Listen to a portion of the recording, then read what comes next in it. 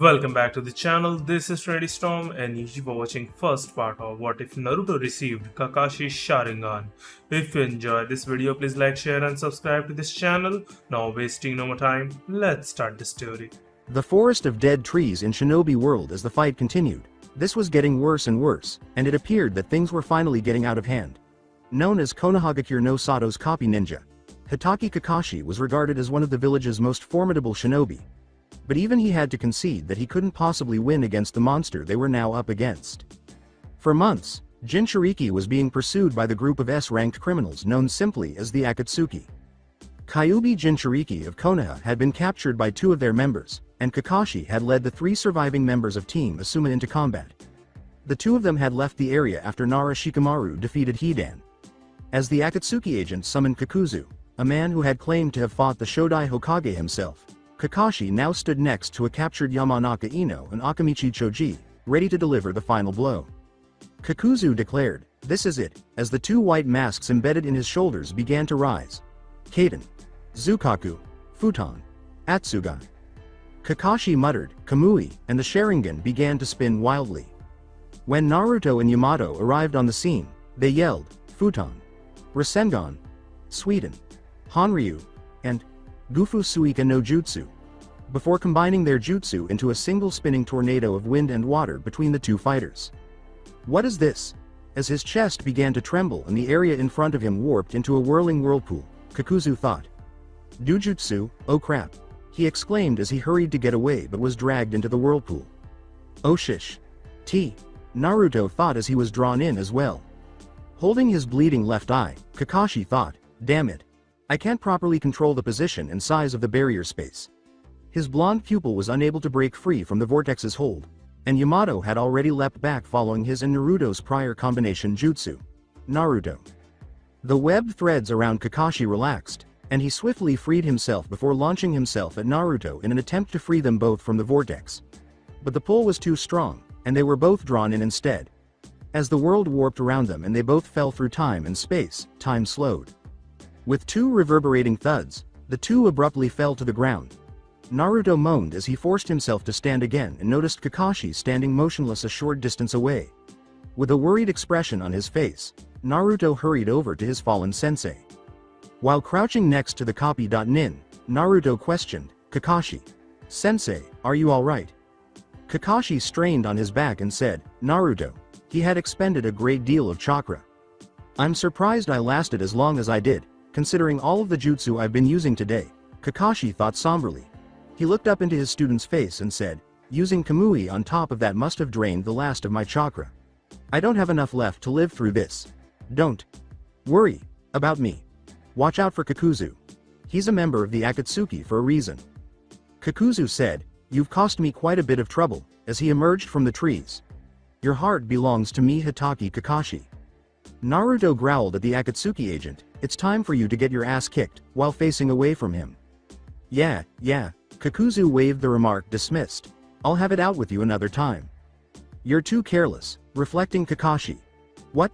As an orange blur emerged from the trees behind him, Kakuzu thought. Naruto yelled, Rasengan, as he struck Kakuzu's back with the spiraling sphere. With a resounding boom, Kakuzu was flung forward and slammed into the side of a nearby tree. Damn, he winced. Kakashi snapped, Naruto. Be careful, out. Forming a familiar hand. Seal, Naruto said, I got this. Kage Bunshin no Jutsu. A moment later, two shadow clones appeared next to him. Kakuzu sneered, I won't fall for your tricks again, boy, as he got to his feet and began to convulse, spitting more black threads, some of which came from his mouth. Kakashi uttered, he must be preparing to fight you. Naruto shouted, charge, and his clones rushed forward, only to be smashed a moment later by Kakuzu's black threads.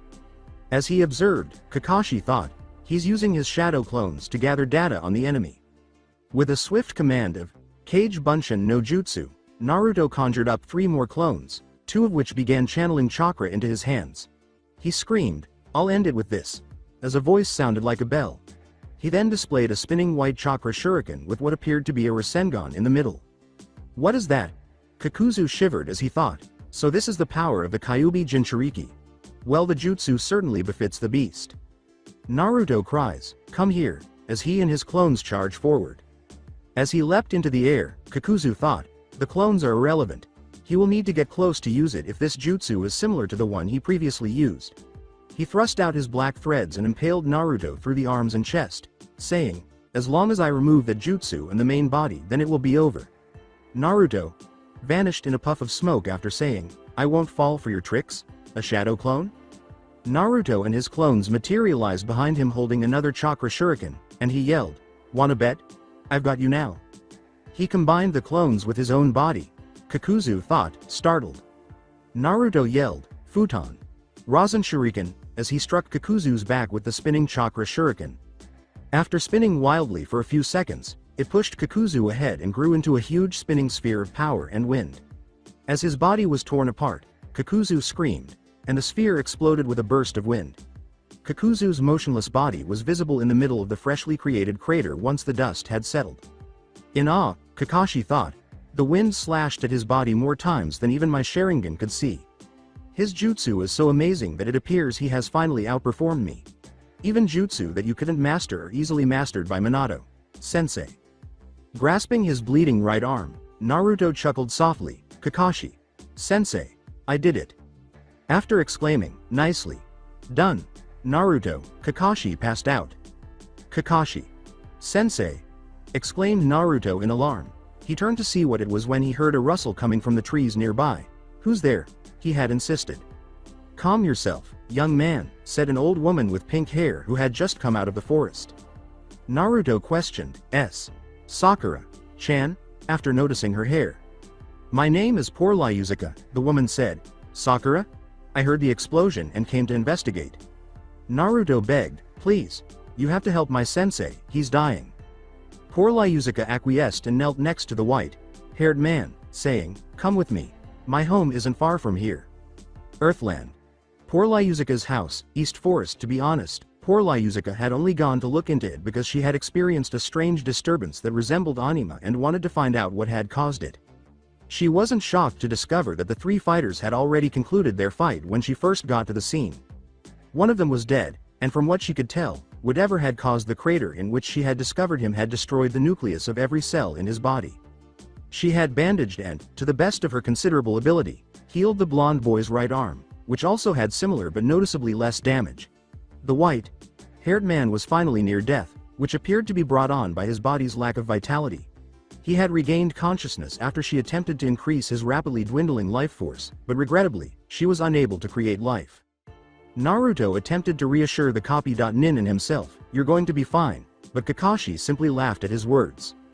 Kakashi groaned and leaned his head back. "I think we both know that's not true this time, Naruto," he said. "Naruto, I have something to ask of you," he exclaimed, looking up at him. Naruto asked, tears streaming down his cheeks, "What is it?" To which Kakashi replied, "I want you to take my Sharingan." "Sensei, I can't." Naruto began. Take it and use it. It's a tool I was entrusted with. Now I'm entrusting it to you, Naruto," Kakashi said. "Please, grant a shinobi's dying wish. You of all people should understand a dying wish, Naruto." "Yeah," Naruto nodded, recalling another final wish that the Konoha residents disregarded. Naruto told him to save your strength, Sensei. "No, not yet. Sasuke. When you run into him again, he may not be the boy we once knew. As his friend, I want you to stop him from falling even more into darkness than he already is. I fear what he may become if you don't stop him before that happens," Kakashi said as the blonde backed away. Naruto exclaimed, "Damn it, why is this happening? Porlyuzuka-san. My left eye. I want you to remove it and implant it in Naruto," Kakashi said, turning to face the elderly woman. Porlyuzuka inquired curiously, "Are you sure? If he was asking her to give the blonde boy his red eye, it must be something special." Kakashi told her, "I'm sure. You need to do it now, Porlyuzuka-san," and she nodded grudgingly. As she numbed his eye socket, Kakashi felt nothing, and his left eye's vision abruptly changed to a pitch black void. She removed Naruto's left eye and carefully inserted the Sharingan into the eye socket, but he remained motionless as she repeated the procedure. Naruto covered his left eye with his hand and blinked multiple times. Porlyuzuka said, "It's done, at last." Before darkness took him, Kakashi muttered, "I leave the rest to you, Naruto." Naruto wept, Kakashi, sensei, as his master died. Poor Lyuzuka silently observed, and after a short while, she left the room, leaving the blonde boy to lament the death of his master. After an hour, she came back to see Naruto sleeping soundly, his head resting on the side of the bed and red lines running down the side of his face. She pulled a small blanket over Naruto's motionless form and sighed at another death occurring during her lifetime. Maybe she could do something to help the boy. The mindscape of Naruto. Jinchuriki sealed the following day. In accordance with protocol, Naruto placed Kakashi's body on a small bonfire and set it on fire. To prevent the secrets of the shinobi from ending up in the hands of the enemy, the body was to be burned upon death, and if it could not be brought back to the village. After a week had gone by, poor Lyuzuka had told Naruto where he was. When Naruto faced the demon inside of him, his initial belief that he could be in a different world was dispelled. Kyuubi said sarcastically, "So my jailer finally returns," as he observed his container move toward the cage doors. "I knew you would come back." "I want answers, Fox," a scowling Naruto said. "Where the hell am I? And how do I get back to Konoha?" "I do not answer to you, boy," Kyuubi growled in response. "Do not ask questions to which you already know the answer." "So the old hag was telling the truth? We really did end up in another world?" replied Naruto. Mockingly, "You seem surprised," Kyuubi said. "Surely you remember what that master of yours told you about his jutsu." Naruto shot back a glare. "Don't you dare mock Kakashi, sensei. Even if he did give you that accursed eye of his, you are still nothing before me," Kyuubi growled. "One day this seal will weaken completely and I will break free. When that day comes I will devour you and I be wreak havoc on this world. And this time I will not be manipulated by those disgusting Uchiha." Naruto shot back, turning away. "I promise that when this seal does finally collapse, I will kick your overgrown furry ass and take your power once and for all." After saying, "Just you wait, Fox. We'll settle our score then," he left the room and disappeared from the mental image. "I'll be waiting." "Naruto," Kyuubi uttered ominously as its enormous red eyes shut and it fell back to sleep. East Forest in Earthland. Naruto yelled, "Kachiyose no jutsu," and slammed his hand to the floor. A huge seal matrix spread out over the ground, and then, in a puff of smoke, a large toad the size of a human appeared. He said, "Yo Gamakichi," to the toad. "Bro." Gamakichi cried. "You're alive. When we didn't hear anything from you we were beginning to worry. Your friends returned to Konoha and reported that you and your sensei were pulled into his jutsu along with the enemy. In Naruto's words, that guy from Akatsuki. Kakuzu, I think his name was. He's dead. I'm fine, but Kakashi. Sensei, he didn't make it." Gamakichi nodded in comprehension. "I see," he said. "I'm sorry." "So am I," Naruto finally uttered. When Gamakichi noticed Naruto's leaf headband covering his left eye, he trailed off, "Your eye. Don't tell me that sensei of yours gave you his Sharingan." "Yeah, he did," answered Naruto. "It was his dying wish. I burned his body so no one else can get anything from him," he said. "Anyway, can you help me get home?" Gamakichi pondered. "I could reverse summon you to Myobokuzen, and then we could summon you back to Konoha from there." Naruto said, "Let's do that," and nodded. "Jiraiya thought that you might actually summon us to get into contact with Konoha, so he wanted to speak with you," Gamakichi stated to him. "Once I reverse summon you to Myobokuzen I'll then reverse summon Jiraiya and you can talk about what to do from there." Naruto said, "Sounds like a plan," and nodded. With a, "All right then," Gamakichi vanished in a cloud of smoke. From behind him, an elderly voice asked, "So you're going home?" Naruto stated, "I don't know if I'll be coming back," without looking back. Poor Lyuzuka said sharply, "If you do, I look forward to our next meeting Uzumaki Naruto," and then Naruto vanished in a puff of smoke. Realm of Summon. Myobokuzen. Naruto surveyed the odd toad village and said, "So this is where you live?" "Yes, it is." A tiny green toad with an elderly appearance said up front. "I am Fukasaku. This place is really a separate world from both the shinobi world and Earthland, where you found yourself sent during your last fight." Naruto questioned the elderly toad, "How many worlds are there?" "Many," Fukasaku said in a mysterious way. "I know of only 4 more." Naruto asked further, "How many people know about this?" "Just the other animals that inhabit this realm," explained Fukasaku. "Our territory borders the snakes and slugs. There are also numerous other summon contractors in this world. Ours is one of the only worlds that allow travel between others." Naruto questioned, "What about Earthland?" Fukasaku retorted, "Earthland hasn't had a summoner for centuries," adding, "That's dragon territory." "Dragons?" astonished Naruto. They're real? Of course they are, answered Fukasaku with a shrug. Though they may have died off, I don't know. Like I said, we haven't had any contact with Earthland for centuries. A fresh, known voice said, you sure had Tsunade. I'm worried brat, coming from behind him. Arrow. Senin? Naruto asked in surprise. I heard what happened to Kakashi, Jiraiya nodded. And judging by the way your headband is placed, I think it's safe to say you have his Sharingan now. Yeah, Naruto nodded sadly. I won, but it was already too late. I have good news, bad news and worse news. Jiraiya spoke again after a moment. The good news is that your old pal Sasuke has killed Orochimaru. Sasuke. Killed Orochimaru? Naruto blinked in shock. Then he's coming back to Konoha, right? That's the bad news. Jiraiya spoke grimly. He's putting together a team of his own and appears to be going after Itachi, directly. That idiot. Naruto gritted out as his fists clenched at his side. I need to go after him. And that's the worst news, Jiraiya continued. Tsunade.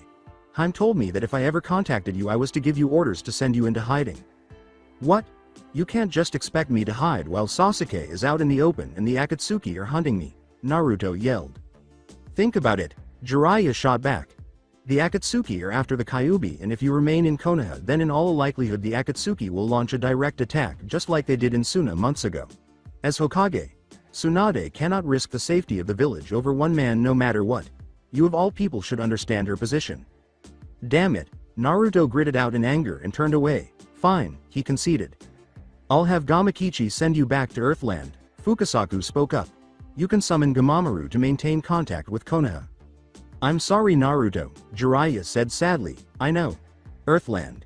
East Forest, hillside at the edge of a cliff, overlooking a large forest and a pair of mountains in the back stood Naruto with the front of his jumpsuit open and waving in the wind. He breathed as his eye closed and he turned his head down to the ground. So you're back, poor Lyuzuka said from a few feet behind him. I take it something came up, it was a statement more than a question. I've been given orders to hide in this world from my enemies back home. Naruto answered her unasked question. It seems like no matter how hard I try or how strong I get, I still can't do anything. Are you running away? Poor Lyuzuka asked him. I don't run away from my problems, Naruto replied. I face them head on and never give up. But, poor Lyuzuka trailed off. I couldn't stop my best friend from betraying me and everyone I care about. I couldn't even save Kakashi. Sensei, Naruto said as he brought his hand up and pushed his headband out of the way of his left eye. My dream is to become Hokage. But maybe, I've really been running away from what I really want. And that is? Poor Lyuzuka inquired. To be free, Naruto snapped his head up at the sky and opened both of his eyes revealing one ocean blue and the other spinning red. I think you'll fit in well at Fairy Tale. Earthland.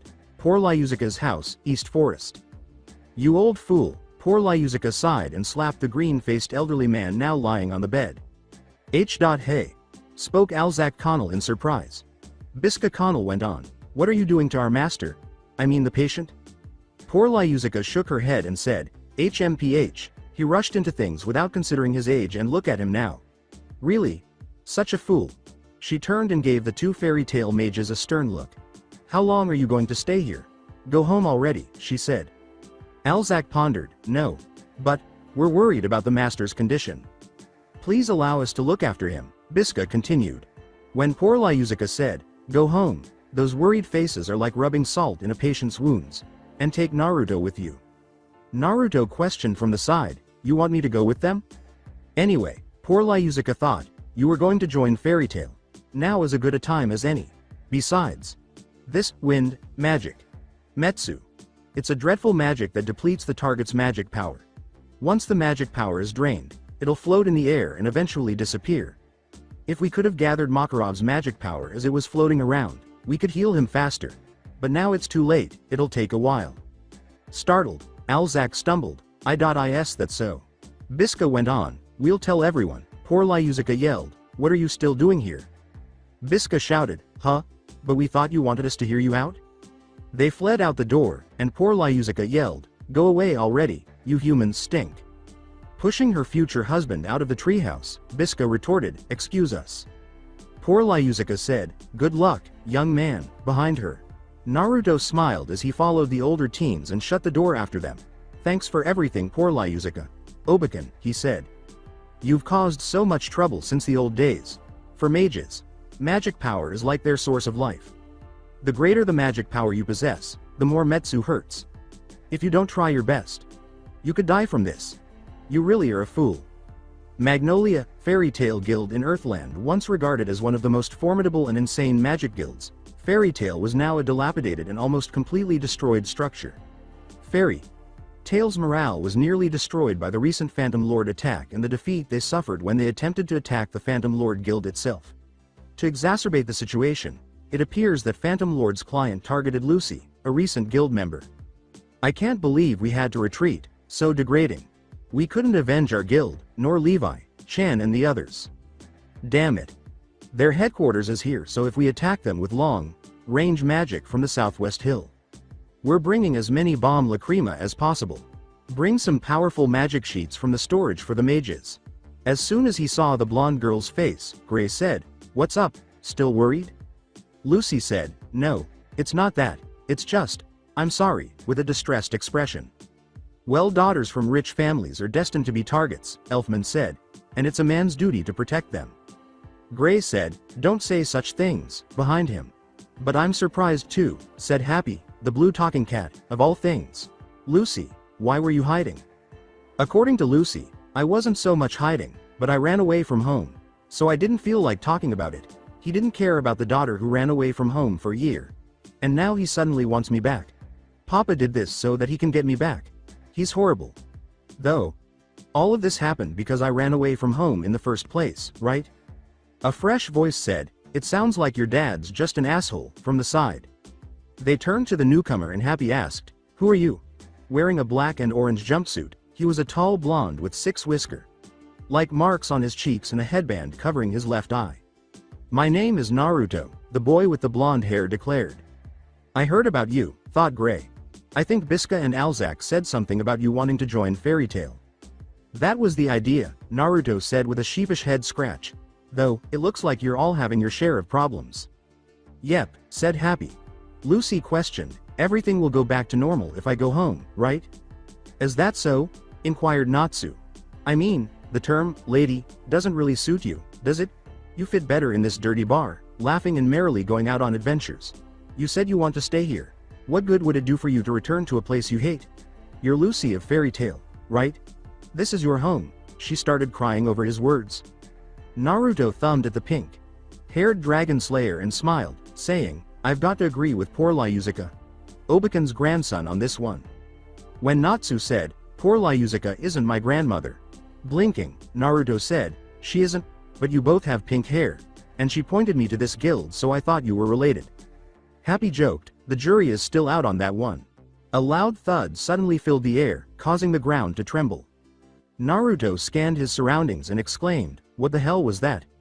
Alzak shouted, "It's coming from outside," as the room trembled once more and a thud echoed. With the sight before him, Naruto trailed off, "You've got to be kidding me." 6 huge metal legs were supporting a large guild as it walked on top of the water. "That guild is walking? Is it Phantom?" Erza clenched her fists at her side, letting the shower water trickle down her face and bare shoulders. "I never imagined that they'd attack us directly," she said. What should we do?" Abruptly, a huge tube emerged from the main gates of the attacking guild fortress and began to accumulate purple energy within. Erza hurried forward, yelling, "This is bad, everybody get down." "That's a magic conversion cannon. Are they trying to blow our guild away?" Erza yelled, "Everyone get down," once more. And Tsunade. Obakon believed that if I stayed here, everyone would be safer. As Naruto removed his headband to reveal his left eye, he thought, "At least this place isn't boring." "Erza. What are you doing?" Erza exclaimed, Kongo no Yoroi, as a pair of white shields and blue and white armor appeared over her body. "I won't let you take down our guild." "Adamantine armor. Don't tell me she's trying to stop that attack? Even though the armor is famous for its high defensive power." "No, Erza. You're going to die if you do that." Erza shouted, "Get down," at them. Natsu screamed, "Erza," as Gray restrained him. Gray told him, "Stop, Natsu. For the time being, we just have to believe in Erza." The Fairy Tail Guild and its defenders were suddenly struck by a destructive energy beam from the cannon. To better prepare for the impending attack, Erza raised both of her shields, but everyone was taken aback when the area in front of her began to change shape. Naruto muttered, "Kamui," but the thunderous blast drowned out the sound. By causing a significant distortion of time and space between Erza and the beam, he had essentially sucked the beam in and dumped it in a different dimension, presumably without hurting anyone on the other side. What just happened? Naruto grunted and dropped to his knee, drawing Erza's attention. "Damn," he said. Erza asked over her shoulder, "Did you just deflect a shot from a magic conversion cannon?" Naruto replied, "It's the first time I've used that jutsu on something that big," as he forced himself to stand again and took his hand away from his left eye so she could see his Mangekyo Sharingan. "I'm still working on aiming it right, especially against moving targets." As Erza studied the blonde, she thought, he was able to deflect a shot from a magic conversion cannon with a single spell. He is strong, so I shouldn't be shocked if poor Lyuzuka is interested in him, but it's obvious that he used an S-rank spell. Is he a mage of the S-class? I need to speak with him after this is over, particularly if he wishes to join Fairy Tail. A loud voice said, "Even if you were able to stop a single shot from my Jupiter cannon, coming from the guild fortress, you still don't stand a chance. Hand over Lucy Heartfilia right now." "You're insane," Alzak responded. "Where in the world would you find a guild that offers up a comrade to an enemy?" Biska yelled. Makoa shouted, "Lucy is our comrade. That's right. Go away, we won't hand over Lucy." As Naruto observed, he thought, even though the enemy is attacking their home, they still refuse to hand over one of their own. If the Akatsuki attacked, I wonder if the people of Konoha would ever do that for me. The voice said, "Hand her over, once more." Erza herself exclaimed, "We'd rather die than give up one of our comrades," and the guild as a whole roared in agreement. "Our answer won't change no matter what, we'll take you down," Natsu yelled. "I see. Then we'll fire an even bigger and stronger Jupiter. Now struggle in this 15-minute terror until it's reloaded," the voice replied. Everyone was taken aback when Naruto asked, grinning, "You mean we have a full 15 minutes? That should be more than enough time." It demanded, "What are you talking about?" Naruto smiled and said, "To kick your ass and save the whole damn guild. Listen to me very carefully because I'm only going to say this once. You may think you've got us cornered, but you're wrong. Because you made one mistake. You underestimated us." The voice said, "You can't stop us," as hundreds of shadow creatures sped toward the Fairy Tail Guild after fleeing the guild fortress. "You have two options. Be killed by my soldiers or die by Jupiter." "Impossible.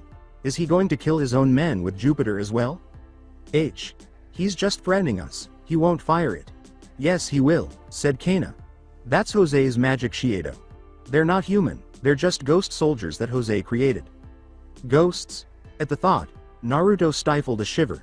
Although his fear had, admittedly, diminished over the years, he had always been terrified of ghosts. Kana trailed off, "We've got to do something about Jupiter." "I'll go smash it," Natsu said. Kana nodded silently, 15 minutes, right?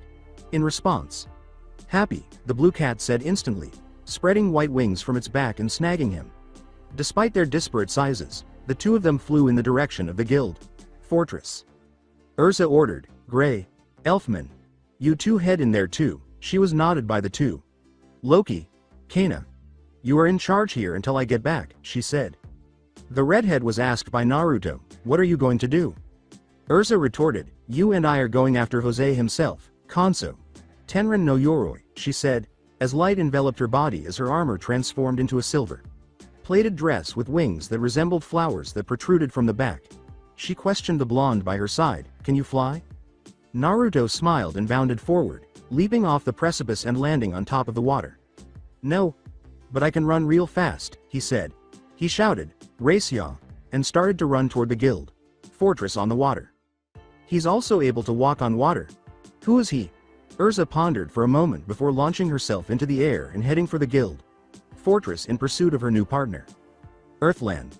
Phantom Lord Guild Fortress, Magnolia. The two hurried into the fortress and proceeded through its winding passageways to the topmost tower, where Guild Master Jose Porla was waiting. However, they ran into a minor snag when they entered a ballroom, forcing Erza to throw herself and Naruto aside just as a gust of wind sliced through the floor where they had been standing. What the devil? As he rolled back to his feet next to Erza, Naruto pondered. Erza thought, "This guy." And her expression hardened into a scowl when a big man wearing a green trench coat and bandaging his eyes appeared out of nowhere. "He's the guy that drained the master." Erza Scarlet, huh? How very sad for your neck to be handed to me, the man laughed. You're the bastard who dared to touch the old man, Erza said. Naruto asked over his shoulder, can you handle this guy? Give me 5 minutes, explained Erza. If I'm going to be fighting the mighty Erza, said the man, who was actually named Alexandra. He took off the bandages covering his eyes to reveal pink eyes with a white X through them. Even I have to take this fight seriously, he said. This is a jujutsu, right? Naruto pondered. Arya challenged, come at me, Titania, as the wind began to swirl around him. I have activated the airspace of death, 0. This airspace consumes all life. Erza's eyes darkened and she trailed off, magic that consumes life. Why do you people find it so easy to steal people's lives away? You bastards. Arya grinned as Erza bounded over to him. Now let us have some fun, she said. I wonder, can you survive this airspace? As he observed, Naruto thought, that's some pretty strong wind. Should I assist her? Does she require assistance at all? You'll pay, Erza muttered as she used her swords to cut through the wind. No way, Arya thought, her eyes wide, she's slicing up the airspace. Erza cried out, Tenrin. Ryuren no Ken, as she swung and lunged with her swords, slicing through him more quickly than the human eye could follow. With an echoing thud, he fell onto his back, and she emerged behind him, her back to him. She defeated him in a single blow, Naruto thought, startled. Her speed was unbelievable, and why was she wearing armor? Master could never be defeated by the likes of you, Erza said, turning to face Arya's battered body. That tale will never appear in your saga. Jose said, all you fairy tale members out there, and the sound of his voice carried throughout the battlefield. We have succeeded in capturing Lucy. You've got to be kidding me, Naruto snarled. Jose laughed, our objective has been accomplished, and then Lucy herself let out a loud cry of agony. We have but one single objective remaining. To slaughter the lot of you disgusting brats. Natsu is probably already going after Lucy again, Erza thought. He'll be facing Gajeel Red Fox, the Iron Dragon Slayer of Phantom Lord. Naruto questioned, I thought Natsu was one of those dragon guys? The response from Erza was, he is a fire dragon slayer, we need to keep moving. Jose should be this way.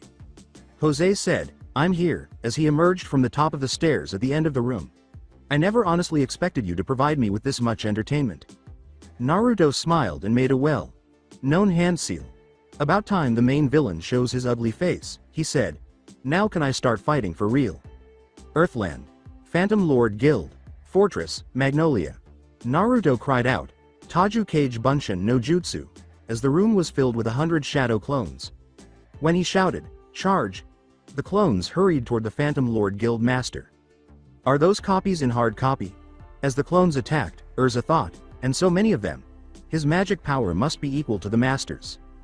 Jose sneered, annoying little fairies, and held out his arm to the approaching army of clones.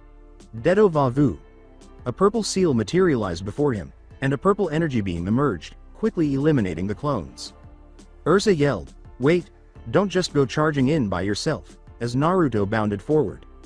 Naruto yelled, Kamui, as time and space warped beside Jose's head. Jose thought as he leapt to get out of the vortex, that's the spell he used to stop Jupiter.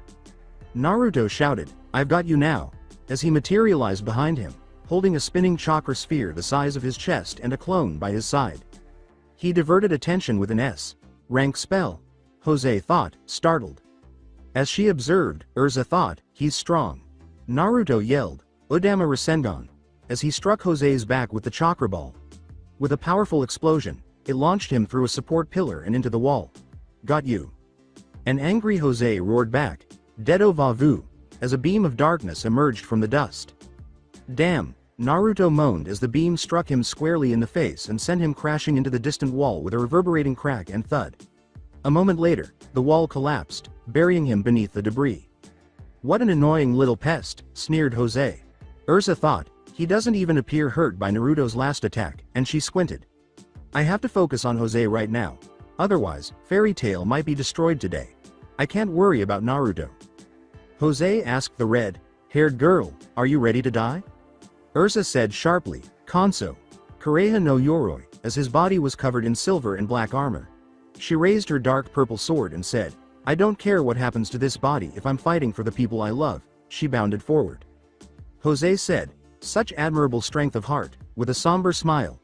The room shook and debris began to fall all around them as someone said, "Yes, you are truly a woman worth killing." "Ha ha ha ha.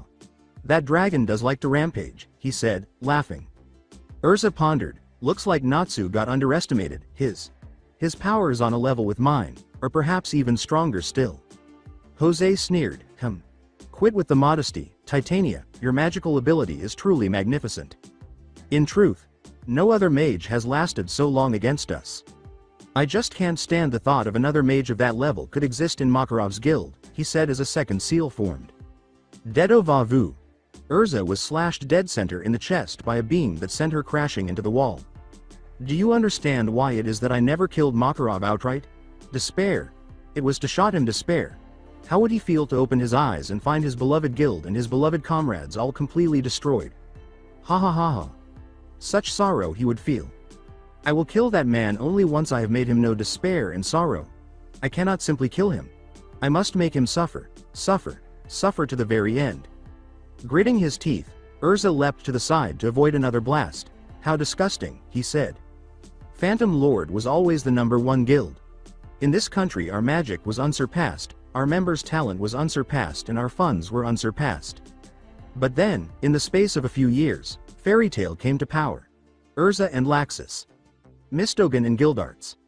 Their names spread as far as my own hometown and rumors of the salamander spread throughout the whole country. Before I knew it, these two guilds, Phantom Lord and Fairy Tail, came to represent this country. I just couldn't stand it. Them, who started out as a shitty, pathetically weak little guild. As she lunged forward and slashed crassly with her sword, Erza demanded, "Are you telling me this war is all because of some pathetic little jealousy? Kareha. Guessin'. Jealousy? That's not it," Jose said, dodging the blow and the huge burst of energy she let out when it was finished. "We just wish to make it painfully clear who is truly superior here." Erza shouted angrily, "For a stupid reason like that? Dedo va vu," Jose cried, but this time he grabbed her and held her in place with his spectral darkness power rather than a beam of darkness. "Oh, that guild has been getting on my nerves for a long time, but the trigger for this war was a trivial matter. We received a request to recover the young heiress of the Heartfilia Zaibatsu. Lucy?" Erza pondered in insight. The daughter of one of the wealthiest men in the country had joined Fairy Tail? How great did you have to become before you would be satisfied? If you had free access to the Heartfilia funds, then your power would finally have truly exceeded our own, and that was the one thing I could never forgive," Jose screamed as the redhead was engulfed.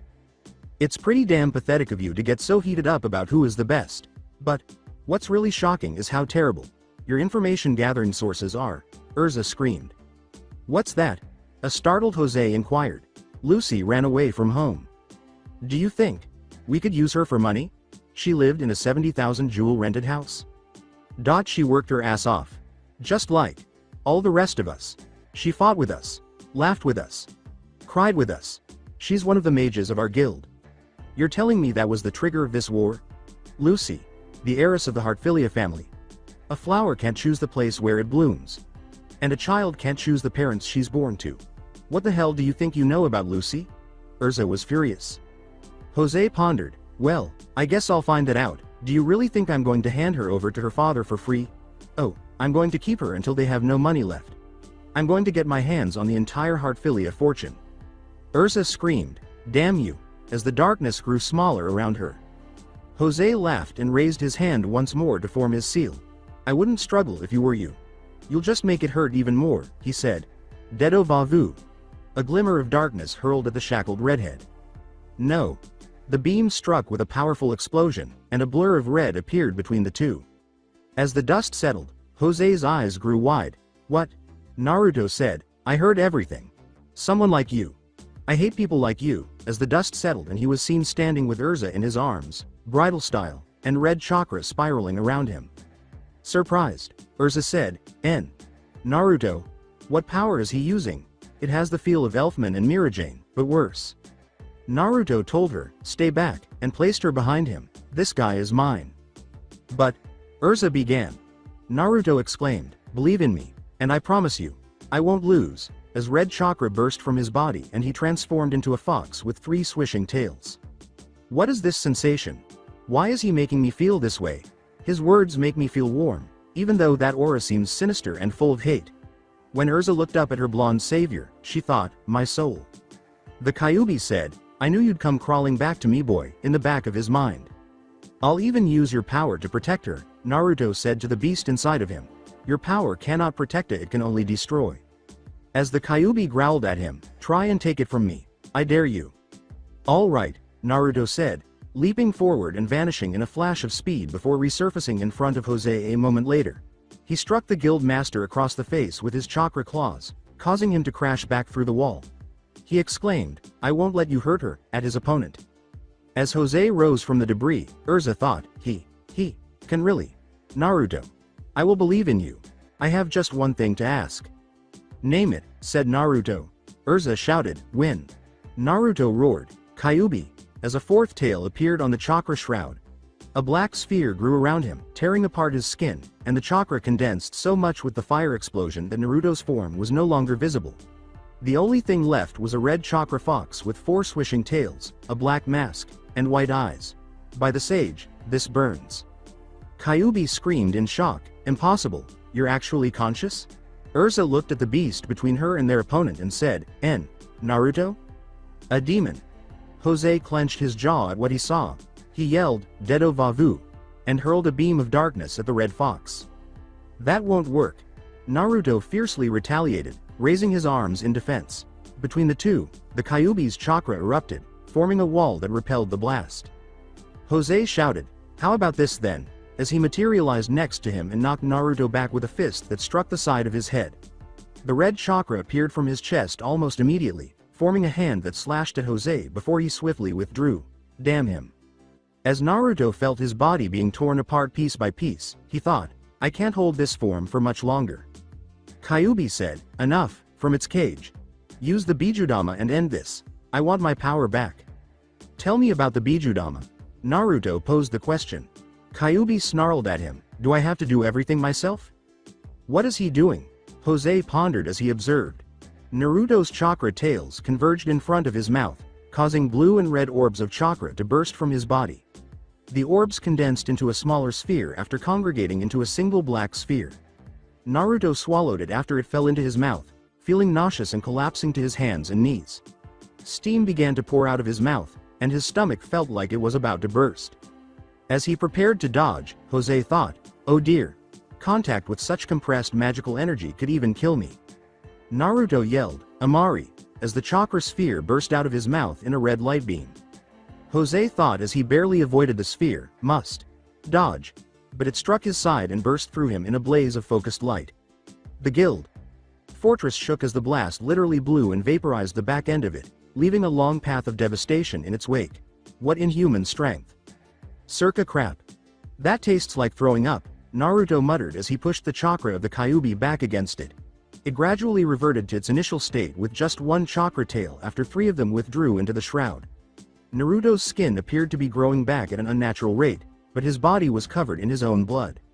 Erza pondered as she saw his skin regrow. That power must give him regenerative abilities. Nevertheless, the more power he uses, the more harm it causes to his own body. Jose gripped his bleeding side and gritted his teeth. It looks like you're at your limit, he said. He could have killed me if he had hit me directly with that spell. Naruto let out a painful grunt as the last of the Kyuubi's chakra departed him. Damn it. I missed, he said. A fresh voice said, this has gone on long enough, from the side. Erza exclaimed, Master, with astonishment and relief. Makarov said, I'll put an end to this, as he emerged in front of Naruto and Erza. You want to trigger a calamity? Jose scoffed. When Makarov said, if it is necessary for my guild, Erza, take your new partner and leave now. I will take it from here. Erza nodded, understood master, and took Naruto's arm. Come on. Naruto remarked, we can't just leave the old man here alone. If we stay here, we will just be a burden to master, Erza said. We should leave everything to him. Naruto grimaced and repositioned his headband to conceal his Sharingan, saying, damn. As they fled, Erza lifted his right arm over her shoulder and held him up. It has been 6 long years since we last stood face-to face like this, Jose laughed. Who would have imagined that Fairy Tail could become a guild in that space of time? Ha ha ha ha.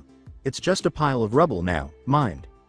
Makarov proclaimed, a guild is not a physical building, it is the sum of its members. Still, This does make me very happy. For 2 of the 10 wizard saints to be able to contest like this, to determine whom is superior, Jose chuckled. Makarov began charging magic into his hands and declared, "Those kids will go far. They've done well. They take pride in being part of Fairy Tail." Jose yelled, "Dedo va vu," as he hurled a dark beam at the elderly mage in front of him. "Kyojin no Gekurin," Makarov retorted, stopping Jose's attack and starting an attrition-based battle as a seal appeared in front of him and a beam of light emerged. As the sky grew darker and lightning began to sporadically strike all around them, Naruto exclaimed, "What the hell is with this thunderstorm?" Erza said, "That's because the master is fighting without holding back," as the two came to a halt at the balcony's edge, which overlooked the water. "It's only a matter of time before master uses that spell." Naruto questioned her, "What jutsu are you talking about?" "A spell master knows that is only used as a deterrent to war," replied Erza. "Fairly impressive," said Makarov. "So much power at such a young age. You have at least earned your place among the 10 wizard saints. Had you chosen to use the power for good, and become a model for those still younger than yourself, the world of mages would surely have benefited greatly." Jose sneered, "Old man. Are you preaching to me?" Makarov started. "As is the custom of Fairy Tail's justice system," he said. "I shall give you the count of 3. Kneel," he said. Jose scoffed. "1, began Makarov. "I was wondering what nonsense you would spout, but telling me to kneel," Jose grumbled. "And 2, Makarov added. "You want me to kneel before you, to acknowledge you as the greatest in the kingdom? Stop fooling around. In combat I am your match. Nay, more than that. I am stronger." Makarov concluded, 3, and charged his hands with pure light energy. "You are the ones who should be kneeling before me. Now die. Crumble to dust and vanish from the face of history. Fairy Tail." Jose yelled with rage. "Dedo va vu." "That's enough," Makarov stated unequivocally. "Yasei no ha ritsu." The law of fairies. Light had claimed the world. "Holy shit." Naruto screamed, shielding one eye. "What's that light?" "That's Master's spell," Erza said, covering her eyes as well. As abruptly as it appeared, the light faded a few seconds later. "It's Yasei no ha ritsu. A holy light cleansing spell which destroys evil. The mage who invokes this spell can selectively choose their targets. This is his ultimate magic. Widely recognized as one of the handful of fable spells," the statement read. Naruto questioned, "So, does that mean we won?" Erza sighed as she turned to face Fairy Tail. "Yes, we've won. We should be getting back. Let's go home," she said. "Or at least where it used to be. Earthland, Magnolia, Fairy Tail Guild." The building that housed Fairy Tail had been completely destroyed and reduced to nothing but rubble. "Man, I had planned on some renovations, but this is a bit much." Makarov sighed at the sight. "Master?" Lucy asked, nervous. "Looks like they put you through the ringer as well," Makarov mused. "Turn that frown upside down, Lu. Chan," a bandaged Levi said with a smile. "We started out as a team and we came out victorious as a team. Truth be told, the guild's new look is growing on me," Droy added. "Yeah, a few minor touches and it'll be good as new," Jet agreed. "Yup," Redis nodded. "Levi. Chan. Redis. Jet. Droy," Lucy cried. "Don't sweat it, okay?" Levi smiled back. No, I should be," Lucy started. "Everyone here knows the score," Levi cut in. "There's no need to beat yourself up over it. It's all good, Lu. Chan. I was completely useless. Please forgive my ineptitude," Jet bowed his head in shame. "Lucy. Every time you laugh, every time you grieve. Pieces of those moments become ours as well," Makarov spoke up. "That's what it means to be a member of our guild. When a member is on cloud 9, we all float. When a member is outraged, we all clench our teeth. When a member weeps, we all wipe our eyes. So you have no reason to be riddled with guilt. Because no one here holds you responsible. And why would they? You are, after all, a member of our family. A member of Fairy Tail." He sent her a smile, and that seemed to what broke the dam because Lucy fell to her knees and openly cried in both happiness and relief. Today wasn't so bad after all, Naruto thought with a smile. Earthland. Magnolia, Fairy Tail Guild. Naruto sighed as he placed his hammer down and looked over his work. A week had passed since the war with Phantom Lord and he had been helping out with the rebuilding of Fairy Tail. Even now his clones were carrying lumber and bricks from one place to another. The others were helping out too, but even with everyone working hard, it would still take at least another week to completely rebuild the guild. The day after the war ended, a legion of Rune Knights of the Mage Council's army had rounded them up and questioned them on what happened. After everything was said and done, they were told that the council would decide the fate of Fairy Tail. As for Naruto, he had mostly settled in as a member of Fairy Tail, and it seemed like the others in the guild had accepted him, especially after his actions in the war against Phantom Lord. As he continued his work on the rebuilding of the guild, he couldn't help but remember his talk with Erza the day after the war ended. Flashback no jutsu begin. Who are you? Erza questioned. The name is Uzumaki Naruto, the next Hokage. Naruto grinned back. Please, hold the applause. What kind of mage are you? Those abilities you displayed didn't feel like any magic I've ever seen before, Erza questioned further. You could manipulate pure energy and control space and time to a certain degree. And then there's that demonic aura you unleashed. I'm not a mage, Naruto replied. I'm a ninja. A ninja? Erza asked with narrowed eyes, as in the Assassins of Legend? Yeah? It came out as question. He'd never really checked to see if this world had ninja or not, but clearly it must have at one time. Though judging by Erza's words, the ninja of this world must have died out long ago if they were referred to as nothing more than legends now. Erza questioned with a disbelieving expression, what kind of ninja wears orange? The super awesome ones, returned Naruto's smile. You shouldn't underestimate me. Erza said, yes, I saw what happened when Jose did so, with knowledge. What was that demonic aura you wielded? It felt different from Lullaby and Deloria. Surprised, Naruto retorted, there are demons here. He hadn't considered that there were other demons in this one because, to be honest, he had only ever heard of the Biju in his world. Of course, Erza said with a nod, and you didn't answer my question. Naruto's honest response was, it's not something I like to talk about. Fine, Erza had to admit. But I will make one thing clear right now, if you do anything to harm my comrades then I will deal with you myself, understand? Why? Yeah, Naruto said, cursing his own stutter. He couldn't help but exhale in relief as she turned and left, even though this woman was extremely frightening. Her hips swayed from side to side as he watched her leave, and a smile appeared on his lips. He stared for a moment before shaking and turning away, his face flushed. What am I doing? No end to jutsu flashback. I like Sakura, Chan, he had repeated to himself. I don't know Erza, Chan at all.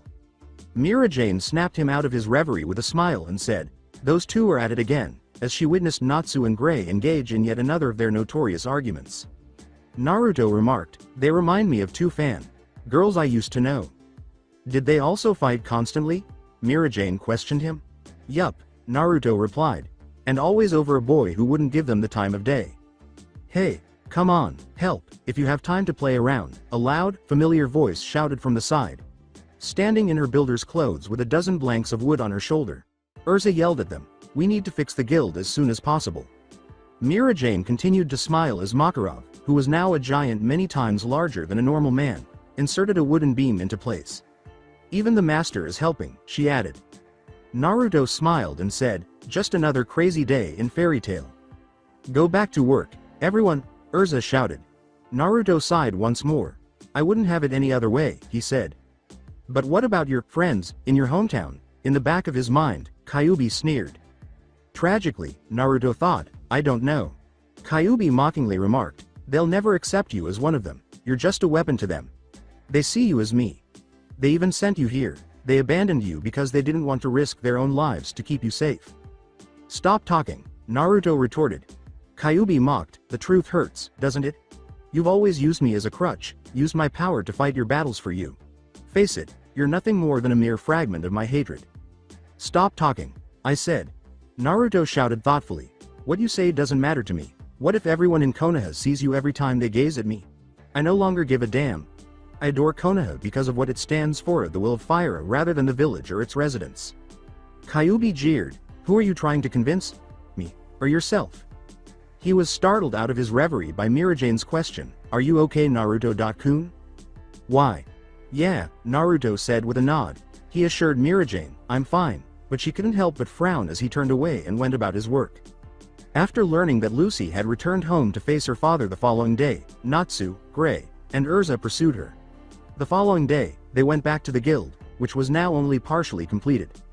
Mirajane announced from behind the counter, everyone, from today onwards we can receive job requests again.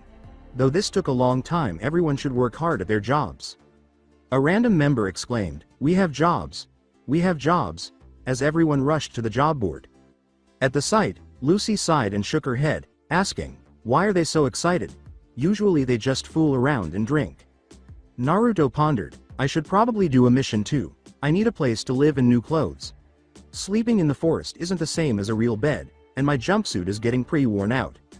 Mirajane said, "Perhaps you ought to join forces with someone and embark on a mission together. Maybe Loki, if he's available." Lucy said, "Speaking of which, Loki isn't here." Mirajane inquired, "Did you fall into Loki's hands as well?" "No," Lucy said.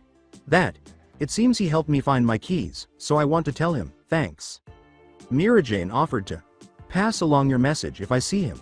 "Don't talk about that. You lost the keys. Are the spirits angry?" "That already isn't just at the level of angry. Just thinking about makes my butt hurt," Lucy moaned, resting her head on the counter. Gray asked, "Do you need me to cool it?" Lucy turned away and remarked, "Don't pretend to be a gentleman, that's sexual harassment." Happy said, "Lucy, show me your red butt." Lucy retorted, "That's clear sexual harassment." If I make her butt hurt more, I wonder what expression Lucy will have, Natsu thought. Lucy questioned indignantly, "Are you a devil?" But the fire dragon slayer was knocked to the ground and a table was thrown from the side. Erza glared at the large blonde man sitting in front of her and said, "You dare say that again, in a dangerous way." "Erza," Lucy said, startled. The blonde man sneered, "Then I'll say it more clearly," it said. "This guild doesn't need weak bastards." Erza said, "You bastard," her glare deepening. "To be looked down on by a guild such as Phantom Lord. How embarrassing. I couldn't face anyone," the brunette continued. "Laxus is back," said Happy. The sight made Gray grit his teeth. "That bastard mouths off as soon as he comes back," he said. "S. Class Laxus?" inquired Lucy. "I'm talking about you," Laxus replied, gesturing to the Shadow Gear team. "I heard that you guys were beaten up by that Iron Dragon Slayer. Speaking of which, what are your names? Who are you guys? You're a disgrace. And don't even get me started on the princess who caused this mess." Naruto snarled, "Shut your mouth," grabbing his attention. Laxus turned and gave the young Jinchuriki a derisive look, asking, "What did you say?" "I hear you running your mouth off about all the bad things that have happened, but let's get one thing straight," Naruto replied with a glare. "You weren't even here for the fight, so you don't have any right to place the blame on others." Laxus sneered, "Don't you know who I am?" Naruto retorted, "I don't give a shit who you are. Nobody insults my friends and gets away with it, especially not some coward who couldn't even be bothered to show up to fight for his own comrades." Erza muttered as she observed, "Naruto. You talk big," Laxus said with a somber laugh before turning away. "When I inherit the guild, you'll be the first to go along with the rest of the weaklings. I will build the strongest guild. A guild that nobody will look down on. History's strongest guild," he giggled as he left. After he left, Naruto exclaimed, "What the hell is his problem?" Lucy inquired further, "And what did he mean by inherit the guild? What nonsense was he talking about?" Mirajane sighed and said, "It's not really nonsense, because Laxus is the master's flesh and blood grandson." "Seriously?" Lucy questioned, startled. With a grunt, Naruto said, "The old man? Damn," and turned back to the counter. "So if the master retires, the probability of the next master being Laxus is very high," said Mirajane. "Someone who looks down on others and abandons their comrades doesn't deserve to be in charge of Fairy Tail," said Naruto. "That's why there's a rumor saying that the master can't retire because of that," Mirajane said. Lucy inquired inquisitively, "Is he waiting for someone else to take his place?" Mirajane shrugged and said, "It's just a rumor. In reality, the master hasn't said a word about anything concerning a successor." Naruto thought, "It sounds like old man Sandaime from Konoha," and observed the outcome of that. "That bastard," snarled Natsu. "Forget it," Erza said to him. "It'll be very troublesome if you have relations with that guy. How about this, want to take up a job?" Natsu questioned in surprise, "Huh?" Erza went on, "Of course, Gray and Lucy should come too. Ever since the Eisenwald incident, we keep gathering together. We're like a little team, aren't we? We four, if we add Happy then that makes 5. Naruto sighed and turned away, saying, "I really need to start going on missions again." Retire? As he drank from the glass in his hand, Makarov reflected, "The guild building has been replaced with a new one? If so, the master ought to be brand new as well. Laxus's mindset is a major issue." Laxus isn't feasible. Maybe Mistogen, young Erza is the ideal choice if that's the case, but she's too young perhaps in a few years. He's a recluse, so... No, and then there's that young Naruto boy that Poryashitsa sent us. Although he has the ability to compete with me, he is too inexperienced. His thoughts strayed to the encounter he had with the young man the day following the conclusion of the war. Flashback without jutsu start. So Poryashitsa sent you here. Judging by what I saw, you don't seem like a bad kid, Makarov said.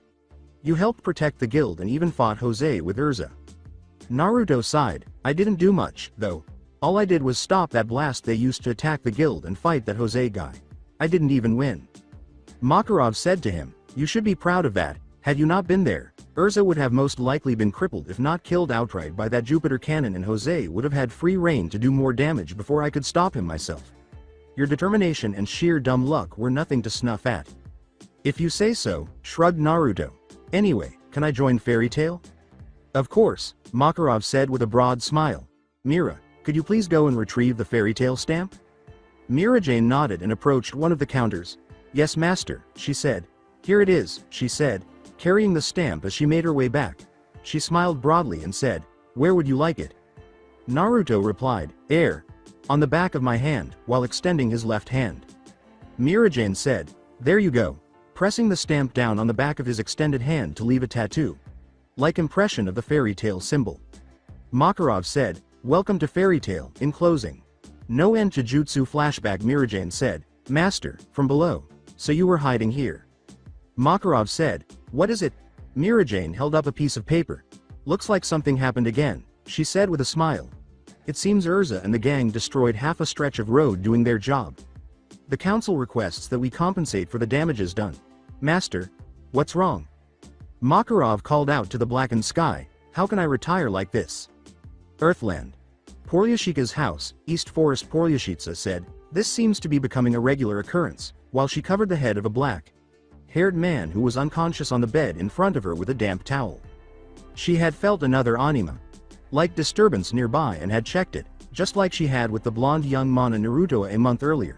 She discovered a black-haired man who appeared to have been fighting for his life and had been bleeding from his mouth. Furthermore, after conducting an investigation, she found that he was afflicted with a peculiar ailment that was affecting his eyes, which was odd in and of itself because he seemed to be blind. She had successfully cured the unnamed illness by bringing him in and applying her extensive knowledge. When she was done, she used the man's existing eyes to create a pair of artificial ones that would help him see again. Although these eyes seemed normal and seemed to have functioned for a while before going blind, his original eyes appeared to be nearly identical to the ones she had transplanted into Naruto. I'm hoping he'll be conscious again soon. She was surprised to hear his harsh, obviously tired voice ask, where am I? Poryashitsa responded, my home, and slowly retreated. The man moaned, water, and he sat up slowly, leaning his back against the window. Drink this, Poryashitsa said, pressing a glass of water into his grasp. It will make you feel better. Thank you, he said, swallowing the liquid. Poryashitsa remarked, I seem to be making a habit of this. You are the second person to be transported within 2 miles of my home. A man asked, I'm not dead. Am I? Most certainly not, said Poryashitsa.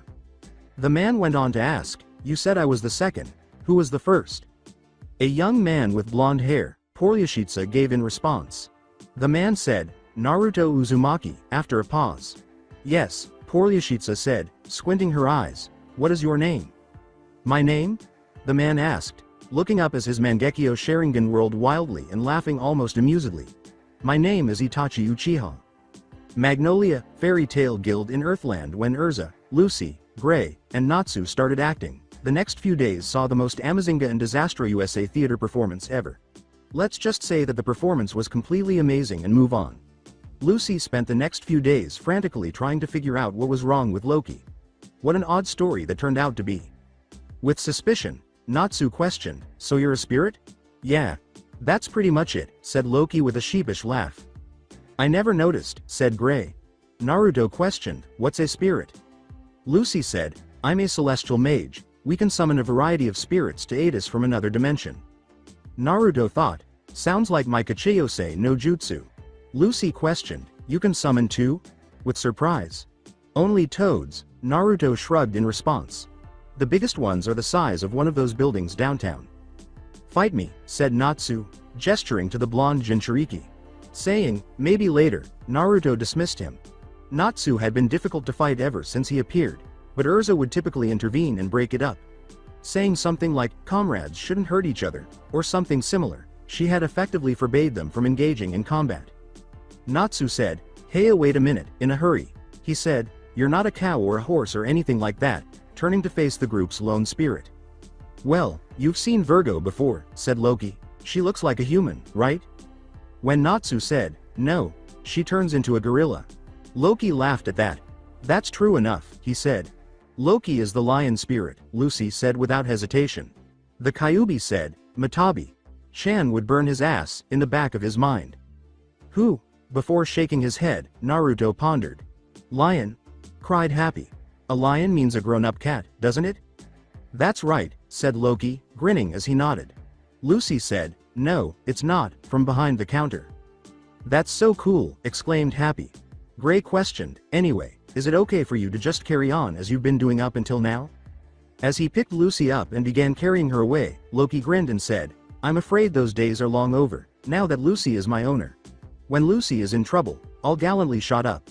After all, I am her knight in shining armor. Speaking of which, let's go talk about our plans for the future. Naruto smiled at the scene, saying, just another day in fairy tale. Natsu sighed, she's so lucky, I want a spirit too. What kind of spirit? Inquired Happy inquisitively. A dragon of course, was Natsu's first response. I finally learned Dragon Slayer magic, but if I can't try it out on a real dragon it's a total waste. Lucy sighed and remarked, you can't just call forth spirits so you can have some sort of free for all. That's right, said Loki, grinning as he nodded. You summon them for their declarations of love. Lucy told him, you can leave now too, as she started to perspire at his comment. The group looked around and saw their guild mate staring at the main doorway as a rather unusual silence suddenly descended upon the room. Loki questioned, why has it all gone quiet? A recognizable male voice called out from the doorway, hello, Naruto.kun. As he looked at the newcomer, Naruto thought, it can't be. He wore a simple black cloak and had black hair, but Naruto recognized him right away. Frowning, Gray said, you know this guy? Naruto said, Itachi Uchiha, with utter disgust. So the Akatsuki finally found out where I am. Despite what you may believe, I did not know where you were after your battle with Kakuzu, Itachi replied. His eyes turned red as his Sharingan activated. And judging by the way your Hite.8 is placed, covering your left eye, I assume Kakashi has perished and given you his Sharingan. A wise choice to be sure, he said. Naruto shouted to the other members of Fairy Tail, don't look into his eyes. Erza said, Naruto. Who is this guy? As she showed up beside him. Is there a connection between his eyes and Naruto's left eye? He's one of my enemies, Naruto answered. Whatever you do, don't look into his eyes or at his hands. He can trap you in an illusion and beat you in a one move. And Erza asked, then how do we fight him? Natsu screamed, I'll take him down, and lunged forward, his body blazing with orange fire. After him, Naruto cried, wait, Natsu. Your power is impressive, Itachi said, meeting the attacking Dragon Slayer's gaze. Natsu said, but your strength is useless here, and then he fell to the ground, unconscious, next to the Uchiha. With a shout of, Itachi, Naruto rushed forward and revealed his Sharingan. Itachi exchanged blows with the blonde as Naruto closed in and threw a punch that he deflected and pulled back. After leaving the guild, Itachi abruptly took Naruto by the arm and locked them both in place while they were looking directly into each other's eyes. I'm going to kill you and avenge my sensei. Itachi narrowed his eyes and attempted to back away, but Naruto grabbed his arm and prevented him from doing so. This one is a shadow clone, Itachi said. As the real Naruto and his clone emerged from the side holding a chakra sphere the size of his chest, he thought, this seems familiar. Naruto yelled, Udama Rasengan, as he and his clone struck the Uchiha's chest with the enlarged spinning chakra ball. Itachi whispered, Bunshin Daibakuha, and then exploded a second later. Naruto skidded away from the explosion and stopped at the shoreline's water's edge. As he searched for the elusive Uchiha, he thought, that was close. My Sharingan would have taken me out immediately if he hadn't noticed the chakra build up in Itachi's clone. Itachi said, I do not wish to fight you Naruto.kun, as his unharmed form became visible through the clearing smoke. But you are not leaving me any other choice. Anatsu, who had recovered, said, Master, why aren't we helping Naruto? Makarov said to her, patience Natsu, while they observed. This is Naruto's fight, we have no right to interfere. But, began Natsu. From his words it would seem that Naruto has faced this man in battle before, Erza said. And I saw what Naruto did during the battle with Jose. If this man has fought Naruto and survived, then this is clearly a battle between two S-rank fighters. Natsu repeated, then why don't we help him? Simply, because he needs this, Makarov said. Ever since the war with Phantom Lord the boy has been heading down a dark path. Erza questioned, perplexed, what do you mean master? In the fight against Jose, Naruto used that crimson magic power to fight, correct? Makarov thought. According to Porlyuzuka, that power he used is not really his but is actually from a demon he has imprisoned. Not only that, but his left eye is a tool that was given to him by his now deceased master that allows him to control the demonic power. He believes that he has been using the strength of others to fight his battles for him instead of relying on his own strength. With incredulity, Natsu questioned, he thinks he is weak? Yes, Makarov said with a nod. You idiot, Erza thought, returning her focus to the battle. Where your power comes from is irrelevant. As long as you use it responsibly and don't allow it to corrupt you, you shouldn't care if it's someone else's power. Itachi stated unequivocally, I will not fall for the same trick twice Naruto-kun. Naruto retorted, I will not allow the Akatsuki to take the Kyuubi away from me. The reply from Itachi was, I have no interest in collecting the Biju, they no longer matter to me now that my goal has been fulfilled. Naruto asked, what are you talking about? Itachi said, before I woke up in this world, first, I fought Sasuke. Naruto trailed off, Sasuke. Our battle was long and gruesome but eventually my illness caught up with me and I fell unconscious. I awoke later in this world near the forest east of here, Itachi said. The East Forest? I entered this world there with Kakashi. Sensei. Was there some sort of gap between dimensions created by Kakashi? Sensei's Kamui? Naruto pondered. Itachi woke up his Mangekyo Sharingan and said, enough playing around, as a black 3-point wheel appeared in his eyes. He muttered, Amaterasu, and black flames erupted at the blonde Jinchuriki. Naruto cried out, Kamui, as the area before him warped and black flames poured into the whirling whirlpool. He used some sort of Jika, Kanjutsu to deflect Amaterasu. Interesting, Itachi thought as the vortex vanished and the last of the black flames vanished as well. Why is this guy acting this way? As he sealed his hands, Naruto thought, I knew he was strong, but fucking hell. A moment after they exclaimed, Taju Kage Bunshin no Jutsu. 2,000 shadow clones appeared all around them, forming an almost infinite sea of orange and black. That's a lot of shadow clones, Itachi said, squinting as he surveyed the army of clones in front of him. As he spun around, he quickly formed a series of hands. Seals and began to spew tiny red fireballs from his mouth. Kaden. Hosenka no Jutsu. Naruto shouted, charge, as the clones pounced from every direction. As his Sharingan whirled wildly, Itachi thought, there are too many of them. The clones nearest to him exploded with a sudden Bunshin Deibakuha. But Itachi barely avoided the blast and skidded to a stop on the ocean water. As the clones assaulted him once more from all sides, Itachi thought, he copied my jutsu from earlier. With a quick leap into the air, he made another set of hand seals. He yelled, Kaden. Gukakyu no Jutsu, as he wiped out the group of shadow clones by belching a huge fireball downward at them. As he landed and stood on top of the water, he thought, this isn't working. Itachi! Naruto exclaimed, descending on the elusive Uchiha while holding a recognizable chakra sphere.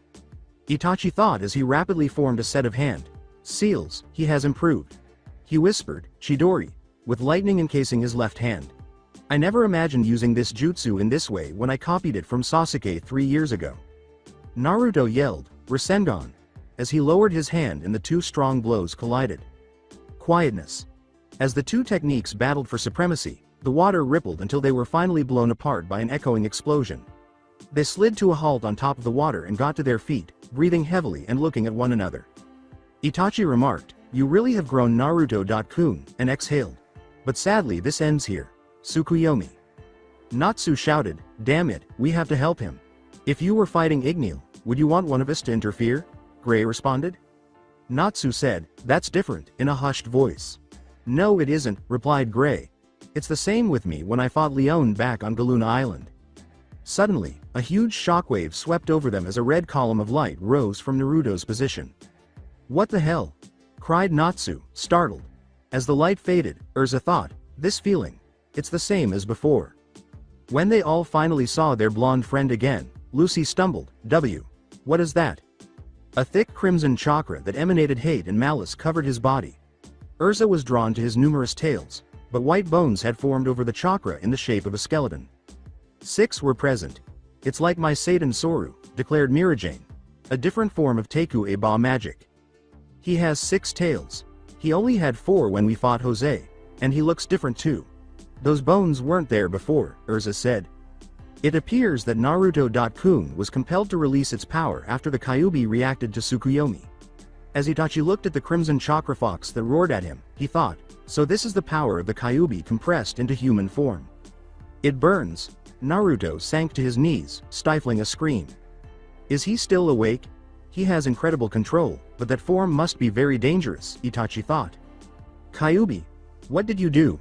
Kyuubi, respond to me. Naruto screamed at the demon inside of him, but he got no response. Don't tell me that you were caught by Itachi's genjutsu rather than me.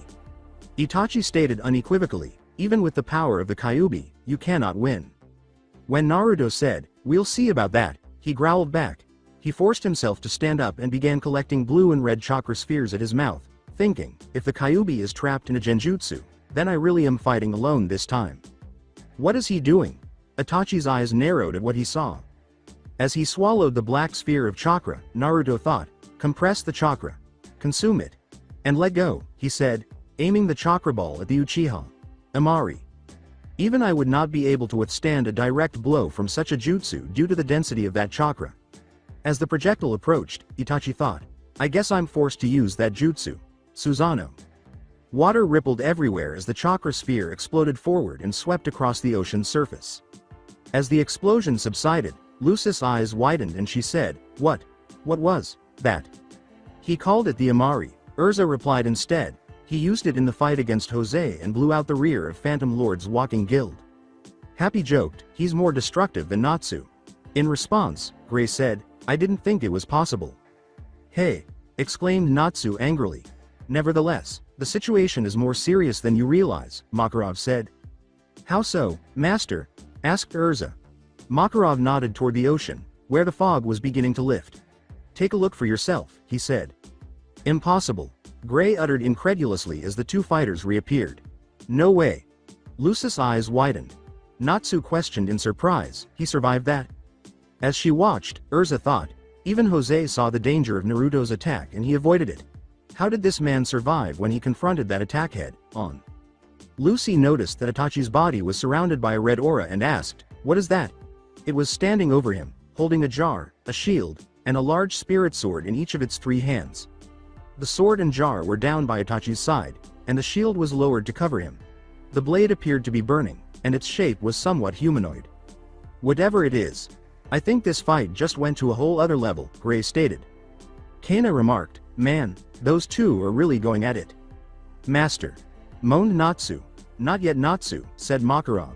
The statement, to have pushed me this far Naruto.kun, is no small feat, was made by Itachi. Your control over the Kyuubi is amazing. Astounding. And your last attack even managed to crack my Susanoo's Yata no Kagami. As he pushed the Kyuubi's chakra back until only one tail was left, Naruto snarled, what the fuck are you? He fell to his knees and suppressed another cry of agony as his skin grew back. You ought to be honored, Itachi informed him. Not many have seen this form and lived to tell about it. This is Susanoo, the third and final ability granted by the Mangekyo Sharingan. Unlike Madara Uchiha before me, my Susanoo wields the Totsuka no Tsurugi and the Yata no Kagami. With these two tools, it is called Bu no Aragami and said to be invincible. Naruto's voice returned to normal as the last of the Kyuubi's chakra left him. I've never believed in an invincible enemy, he said. Then face me now, declared Itachi. If you have anything left then I suggest you use it. Naruto nodded and stood up once more. You got it, he said. He formed a familiar hand. Seal, thinking, this guy is a real fucking monster. If this doesn't finish it then I don't know what will. He declared, Kage Bunshin no Jutsu, as clones materialized beside him and began directing chakra into his hand. What is he doing now? As a bell, like screech reverberated through the atmosphere, Itachi pondered. What kind of jutsu is that? Did he defeat Kakuzu with that? Lucy covered her ears and said, "Are you seeing what I'm seeing?" Gray whispered, "How is he still fighting after all of that?" He reduced the amount of demonic power he was using while pushing its regenerative abilities to their limits in order to restore his body to fighting condition, replied Erza. Though I have to admit, I have never seen him use that spell before today.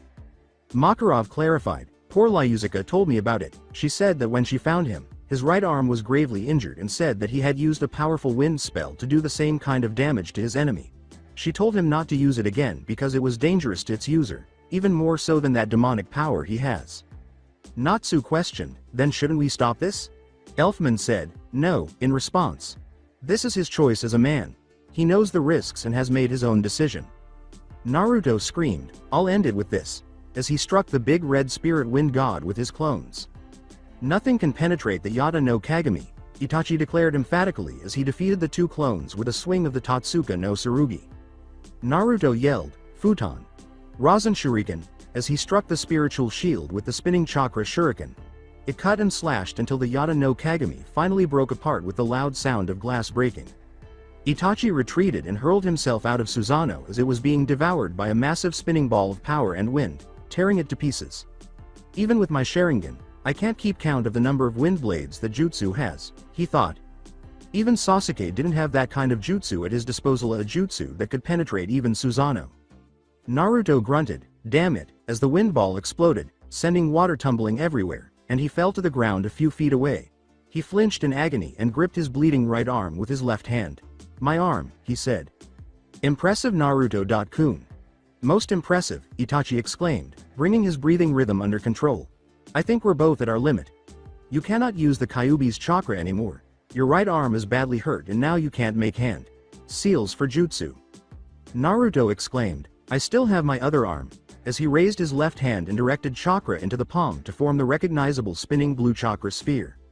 "That jutsu again," as he swiftly created a series of hand seals and directed the remaining chakra into his right hand, encasing it in glistening blue electricity, Itachi thought. The two threw out their respective jutsu and ran at each other on top of the water. "Rasengan! Chidori!" Gray yelled. "Kari no Zake Maha!" Purizen!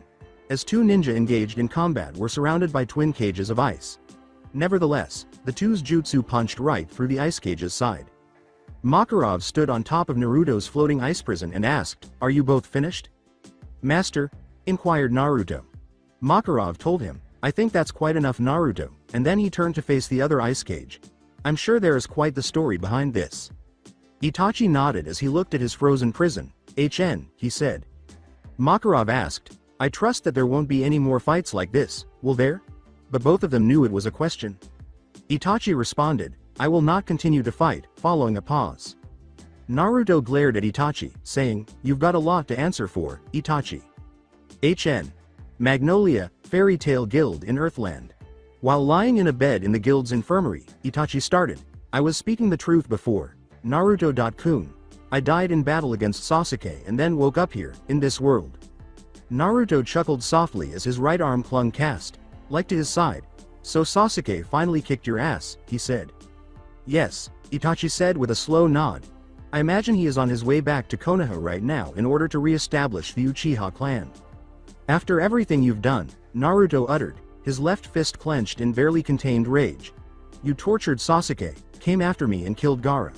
I can't forgive you for any of that, even if Gaara was resurrected by Chiyo Obeken. I do not expect you to," Itachi had to say. "But either way, my goal is completed. Now all that remains is for me to die." "Well, too bad," retorted Naruto. "Because you're going to live with what you've done for the rest of your natural life." Makarov said, "We can offer you a place in Fairy Tale, from a bed close by." Naruto questioned the elderly guild master, "Are you kidding, old man? This guy wiped out almost his whole family in one night and tortured his own brother." Makarov retorted, "All the more reason to have him as an ally instead of an enemy. Welcome to Fairy Tale, Itachi Uchiha." Magnolia, marketplace in Earthland, as Mirajane pulled him along the crowded street. Naruto questioned, "Why are we doing this again?" "You needed new clothes and a sense of fashion," Mira said in a startlingly direct manner. Naruto grumbled, "That's harsh," as she dragged him into a shop. "But why did you volunteer to help me?" "I wanted to ask you something." Mira said softly as she pulled him over to the men's area. It's about that fight the other day when you used that demonic power of yours. With caution, Naruto questioned, what about it? Given how much trouble the Kyuubi had caused him as a child, it was understandable that he disliked discussing it with others. 2 years ago my siblings and I fought a monster. My brother tried to take it over and he succeeded. Mostly, he lost himself to the beast within and he. Mira spoke with sadness. He hurt someone, Naruto concluded with understanding. Our little sister, Mira said unambiguously. I wanted to ask you if that had ever happened to you? Naruto nodded, recalling his fight with Orochimaru of the Sannin several months prior. It was just a few months ago actually. We were on a mission to capture an enemy spy when, well, I guess you would call him a monster, showed up. I fought him and used the Kyuubi's power. But, I lost control when I unleashed 4 tails and I was knocked out. I don't remember the battle or what happened to the bastard I was fighting. When I woke up my squad's leader told me that I injured our other teammate and I had pretty much torn apart the battlefield. Mira questioned him, then you know how dangerous that power of yours is? To which Naruto replied, I saw the aftermath, I just want to protect those precious to me no matter how much pain it causes me. After that, they simply began selecting various outfits for Naruto to try on without saying anything more. By the time it was all over, Naruto had on a black jacket with a zipper at the top and a high collar. This one was white, unzipped, and featured a gray hem at the end of each sleeve along with multiple black block patterns. The collar of this jacket was red, folded back, and pleated. Additionally, he wore pants of 2 colors. The legs were beige, and there were multiple buttons on the hem that seemed to connect the legs to the dark colored fabric. His shoes were black and gray in color, with red straps where the laces should have been. Lastly, he adorned his left wrist with a black dot and white checkerboard wristband. When they were finished, Naruto questioned, why is there no orange? Mira grinned back, believe me when I say you look a lot better in that. But I like orange, Earthland, outskirts and Magnolia. He had gone out into the fields surrounding Magnolia to regain contact with his homeworld a week after his arm had fully recovered from the harm he had caused to himself. Naruto slapped his hand on the ground and exclaimed, Kachiyose no Jutsu. Gamakichi, a human-sized toad, materialized in a puff of smoke. The toad said, bro, what happened? We've been waiting all week for you to call us. It's a long story, Naruto said with a sigh and a headshake. Anyway, I just summoned you to deliver an update to Tsunade, Obeken and Ero, Sennin. Gamakichi said, oh man, you don't know, in a quiet voice. I don't know what? Asked Naruto. Perhaps it would be better if you hear it from the elders, Gamakichi said. Naruto said, what the he? First, call the elders already. Gamakichi screamed at him. Okay, Naruto said, nodding in confusion as he swiftly created the hand seals for a second summoning. Kachiyose no Jutsu. He burst out, slapping his hand to the floor once more. Shima and Fukasaku both emerged in puffs of smoke a moment later. Yo, he said with a wave. Naruto. Boy, Fukasaku uttered with astonishment and a hint of sorrow. What's wrong, geezer toad? Exclaimed Naruto, bewildered. Fukasaku began. There's no easy way to say this so I'll be blunt, Jiraiya. Boy has been killed in battle. Naruto stumbled, not believing what he was hearing. What? A week ago when we lost contact with you, Jiraiya. Boy located the whereabouts of the Akatsuki leader which turned out to be a Megakure no Sato. He infiltrated the village and encountered the leader of the Akatsuki, a man whom called himself Pain. The battle was long and Pain appeared to be not just one man but 6 different people. Jiraiya. Boy was outnumbered and eventually overwhelmed. He was struck down after engraving this message on my back. Fukasaku clarified and took off his coat to demonstrate a number series on his back. With his fists clenched at his sides in grief and rage, Naruto questioned, Ero, Sennin is dead? Yes, Fukasaku said with a sorrowful nod. That's not all. 2 days later Pain launched a direct attack on Konoha in the hopes of locating you. Naruto asked in growing horror, he attacked Konoha? What happened? It was already too late when we got there, Fukasaku retorted. Konoha has been completely destroyed. All that remains is a crater where the village used to be. This can't be happening, Naruto said with a defiant shake of his head. There were survivors, added Fukasaku. But Pain has a dujutsu called the Rinnegan, the dujutsu wielded by the Rakuda Sennin, the first shinobi. Against something like that, even Konoha never stood a chance. Damn it, shrugged Naruto. A fresh voice said, calm yourself, Naruto-kun, from behind him. Itachi's words, getting angry won't solve anything here. Naruto demanded, then what do you suggest? Itachi stated unequivocally, learn. Leader. Sama wields the Rinnegan.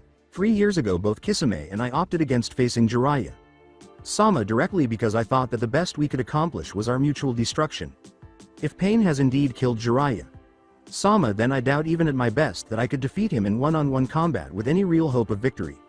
As you are now, I am sorry to say that you really don't stand a chance. Shima exclaimed, a member of the Akatsuki? Here? It's a long story, added Naruto. Anyway, let's go and kick this pain guy's ass already. Fukasaku replied, unfortunately I have to agree with him, and pointed to Itachi. There is no way you can hope to defeat pain as you are now. Naruto demanded, then what am I supposed to do? I can't just sit around here and wait while that bastard is running around like this. When Fukasaku said, you can come with me, I'll train Ya personally in Senjutsu at Myobokuzen and hammer it into Ya the same way I did to Jiraiya. Boy. Naruto questioned him, will it give me power to beat pain? When asked, I can't guarantee, Fukasaku answered. But right now Ya really don't stand a chance at all. Then let's go. Magnolia, Fairy Tale Guild in Earthland. Everyone in the guild turned to watch Natsu as he yelled, what do you mean, you're leaving? Naruto clarified, I'm just heading out for a short time to train. I'm not sure when I'll be back, so keep a chair warm for me. Lucy remarked, but Loki got us all tickets to the Akane resort, Erza is already packed. Then Itachi can have my ticket, Naruto said with a shrug and turned their back. Maybe a vacation will mellow him out. Natsu began, hey wait a minute, but was interrupted by a hand on his shoulder. Just leave him be, Itachi sighed. He's going through a rough time right now and just needs time to sort out his priorities. What could have transpired to transform him into the irate Naruto he is today from the happy Naruto of yesterday? As she watched the blonde boy leave, Erza thought. I hope he gets over it quickly, whatever it is. Earthland. Akane Beach and Resort. As Itachi stood on the beach's sand and gazed out at the wide blue ocean, he thought, a shinobi is someone who strikes from the shadows. He had initially objected to joining this vacation, but after Natsu practically dragged him along, he finally agreed. He was wearing only swimming shorts now, and he was ignoring the dozens of fangirls who were watching him every step of the way. When he was still a ninja of Konoha, he had long since learned to ignore the looks from his fan clubs, but the memory of those times still made him in irritation. Erza sat on her blanket and said, why aren't you playing with the others? This is supposed to be a vacation, you know? As an honest response, I've never done something like this before, Itachi said. I know the real reason that Makarov Sama offered me a position in Fairy Tail and the real reason Naruto-kun sent me with you in his place. Since neither of them were around to watch me, they wanted you all to keep an eye on me just in case I tried something foolish. Without denying it, Erza questioned, when did you know? Itachi's response was straightforward, when Naruto-kun left for his training trip. Why does he even need to train? He seemed pretty strong to me, Erza asked. Itachi answered, it is for him to say, I have no right to tell you. He's clearly hurting, Erza stated unequivocally, I can see it in his eyes. Very well, admitted Itachi. We received word that his home village was attacked and destroyed by a single man. This same man has murdered Naruto, Kun's former master, and most likely has killed his grandmother too. He wants revenge, Erza muttered, tightly closing her eyes. He really is a fool. Indeed, Itachi said with a nod. Nothing good will come of it, but it will make him feel better once he has his revenge. When that time comes he will truly understand what my brother has gone through, and then we can only hope that he is strong enough to push past his pain. Erza lay down on one of the lounge chairs and closed her eyes, thinking, all in all, today was a blast. It really was. But it would have been better if Naruto had been there with us. Still, what is it about Naruto that evokes these feelings in me? Erza, freedom is just a myth in this world. She was startled awake by visions of a young girl with red hair, a tower in progress, and dozens of slaves laboring to finish it.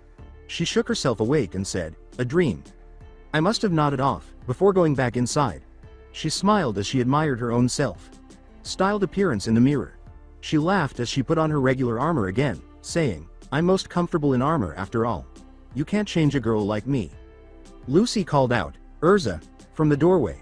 They've got a casino in the basement. Want to come and check it out? Erza trailed off, well, I'm not really fond of gambling. Natsu and Gray are already down there playing, Lucy said. and Itachi is just outside. Erza sighed and grinned as she put on her purple dress adorned with red roses. Dear me, she said.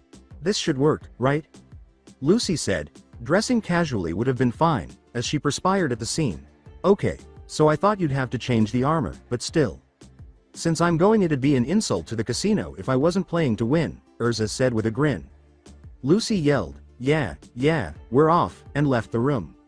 Sometimes is okay, isn't it? Erza gave the mirror one final look before heading out, thinking, I'm allowed to have laid back days every now and then. Lucy exclaimed, Erza, you're amazing, as Erza triumphed once more. She's as lucky as Naruto. Itachi thought indifferently, I guess it is appropriate. A man wearing the same clothes as the employee said, time for a new dealer, and he and the current dealer switched places. Erza smirked and said, right now I feel like I can't lose no matter who I'm up against. Hell yeah, said Lucy. If that's the case, why don't we enjoy a special game? Except we won't be betting with coins, the fresh dealer replied. As the dealer set 5 cards down on the table, Itachi thought, something is wrong here, and he narrowed his eyes. Erza looked up in confusion as they spelled the word death together while facing up. The dealer grinned and said, let's wager with our lives. Erza.ne.san. Sister? Itachi's eyes grew gloomy as his Sharingan came to life. Erza trailed off in disbelief. Sho. It's been a while, Ne.san. Sho replied with a somber smile. Lucy asked, what's going on? But got no response. Erza exclaimed, You were safe? With relief. Sho sneered back, safe? Oh. No, I meant. Erza stammered out. Guys, I've found her, Sho said, holding his hand to his ear. With a single glance, Itachi caught Sho in his genjutsu and waved his left hand between them, thinking, Utakata. After a second, the entire room was completely dark, as if the light had just disappeared. What the? Began Lucy. It's pitch black, what's going on? As his Sharingan whirled wildly, Itachi thought, this reminds me of Kokwangyo no Jutsu of the Shodai and Nidaime Hokages. Even though his vision was blurry, he was still able to see the other people's chakra signatures. As abruptly as the darkness arrived, it disappeared once more, exposing the frightened and perplexed individuals in their immediate vicinity. A new female voice whimpered, meow, as Lucy was restrained by a long whip that encircled her and pulled her back. As her arms were drawn back over her head, Lucy let out a startled yell, what the heck? What is this thing? Lucy. Erza exclaimed anxiously. Meow, said a young woman with cat-ear. Shaped brown hair. Super strong, right? Miliana? Erza inquired, perspiring now. You can use magic? As Itachi stood over the still Sho, he thought, this is getting out of hand. The cat. Girl exclaimed, long time, no see, Erza. Chan, with joy. Erza asked, what does this mean? Lucy is my friend. Friend? Thought Miliana. But weren't we your comrades, Erza? Chan? Meow? Were they allies? Lucy pondered as she attempted to escape her constraints. Itachi said, enough of this, quite clearly. Let Lucy.san go or face the consequences. Meow, you're no fun, rejoined Miliana. As another Itachi emerged behind the cat. Girl, Itachi said, so be it, without seeming to mind. Huh? Miliana yelled in shock as she spun around, only to be struck in the back of the neck for a moment before collapsing to the ground.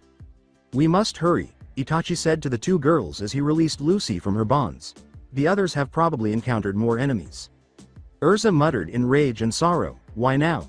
A new voice said, you turned out to be quite the looker, as a new man appeared a short distance away. One more? With the slightest trace of annoyance, Itachi thought. Erza looked at him and said, that voice? Wally? Even though he was dressed in a business suit, she was drawn to his face and hands. His arms seemed to change shape in front of their eyes, and he looked like he was constructed of blocks. You can use magic too. Wally shrugged and raised his right arm, which was now shaped like a long barrel, pointing it directly at her. Not that it would matter if you hadn't recognized me, he said. Compared to Mad Dog Wally from the old days, I'm much more well-rounded now. There's no need to be awestruck. A fresh voice said, once that guy gets his mitts on you, as a big man wearing a turban materialized across the room in a burst of light. Anyone would be able to use magic, right Erza? Erza asked, recognizing the voice, Simon? Lucy said, Erza. Who are these guys? Why did that guy call you his sister? He's not really my brother, Erza said and answered. They're my former comrades. Comrades? But I thought you'd been in fairy tale since you were a kid, Lucy went on. Erza rambled, This was before that. Before returning her focus to the two newcomers. What's the old gang doing here? Wally replied, We came to bring you back. As he transitioned into his Mangekyo Sharingan, Itachi thought, That's all I needed to know. Amaterasu, he muttered as black flames burst from his eyes and quickly crossed the gap between them. In a matter of seconds, Wally's right arm was consumed by the black flames, causing him to scream in agony as it melted. He was then forced to use his other arm as a gun barrel and shoot his burning arm off at the shoulder. Itachi was in front of him with a lightning-covered fist before he could get his bearings. Simon yelled, Wally, watch out, but it was too late. Itachi muttered, Chidori, and swung forward, impaling Wally through his remaining shoulder, thereby crippling the only arm that was in good condition. That's too much, Erza thought as Wally finished. Yami no Maha. Yami Setsuna. Simon cried out, forming an activation circle with his hands. Everyone in the room was blinded when the room turned dark a second later. I have to eliminate this man right away because he is the biggest threat here. Then I can confront Erza, he thought as he dashed through the shadows and punched Itachi in the face. Simon was caught off guard when the punch appeared to hit an invisible wall surrounding the Uchiha. What is that kind of magic? The words, even if I can't see you normally, reverberated throughout the dimly lit room from Itachi. I can still see your chakra, and I can hear you when you move. Who is this guy? After thinking that, Simon felt a blade pierce his shoulder and raise him into the air. With the sword, or whatever it was, still in his shoulder, he was pushed back and slammed hard into the far wall, causing the wall to crack. When the darkness subsided, Itachi was seen standing erect, the red spiritual thunder god having shown up as a skeleton with just its sword and no shield. Erza finally said, Enough, and Itachi withdrew the spiritual blade, letting Simon fall to the ground. Itachi's power is almost inhuman. I would have to use my fairy armor to defeat him, but if Natsu ever learns to fight without actually looking into Itachi's eyes, maybe he can beat him too. Itachi walked up to Simon, who was holding his bleeding shoulder, and said over his shoulder, They obviously wanted you for something. I already know where they were going to take me after they captured me, Erza said. The Tower of Heaven. Itachi made eye contact with Simon, causing the bleeding man to slump to the ground.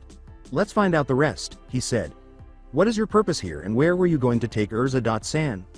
Simon's reply was hollow. The Tower of Heaven has been completed, he said. Erza is to be the sacrifice for the ceremony that will accomplish Jellal's goal of using the R system. Erza whispered, Kanza. Ha to Kurosu no Yoroi, as she put on her normal armor again. I'll never forgive Jellal for changing everyone so much. I'll put a stop to him and destroy the Tower of Heaven myself, she said. Let's go and retrieve both Natsu-san and Gray-san before we go, Itachi replied. The three turned away as Lucy asked, What about them? Leave them, said Erza icily. Oh, and Itachi? Itachi looked and said, Yes. Erza commanding, dispatch a message to Myobokuzan, recall Naruto, we may need his help. Earthland. Throne room, Tower of Heaven. So they failed, pondered a blue-haired man with a tattoo behind his right eye. It appears that we have a wildcard in play at the moment. Jellal. Sama. Let us quickly capture Erza and hold the ceremony. This is no longer the time to be playing around, said the man with dark hair. Jellal proposed, Then why don't you go yourself? Vivaldis. Are you sure? Inquired Vivaldis. Jellal smirked and moved a piece on his chessboard. They are no doubt on their way here as we speak, he said. And they have finished their turn, have they not? Earthland. Courtyard, Tower of Heaven Gray remarked. That's a lot of guards, as they hid behind some rocks along the beach. Who cares? Let's plow through them, Natsu proposed. For once I agree with him, Gray said, giving a nod. Erza said, Jellal is in that tower, quite clearly. Let's go and say hello, she said, leaping out of hiding for a moment as her body radiated. She rushed forward, Kanza. Tenrin no Yoroi, as dozens of swords appeared all around her. Intruder! Exclaimed one of the guards upon spotting her. Sound the alarm. Erza yelled, Tenrin. Sa Kuroran Sa Du, as she leapt into the air and spun the swords around her more quickly than anyone could see. The resulting circle of metal swung out a moment later, destroying the dozen guards in front of her. As Itachi observed her maneuver to re-engage the enemy, he thought, her skills are impressive. Even though Naruto-kun hasn't realized it yet, I can understand why he is drawn to her. In addition, she has the appearance of a teenage Kushina. Sama. Natsu yelled, Karya, no Tekken. As his fist erupted in flames and he swept past anyone who stood in his way.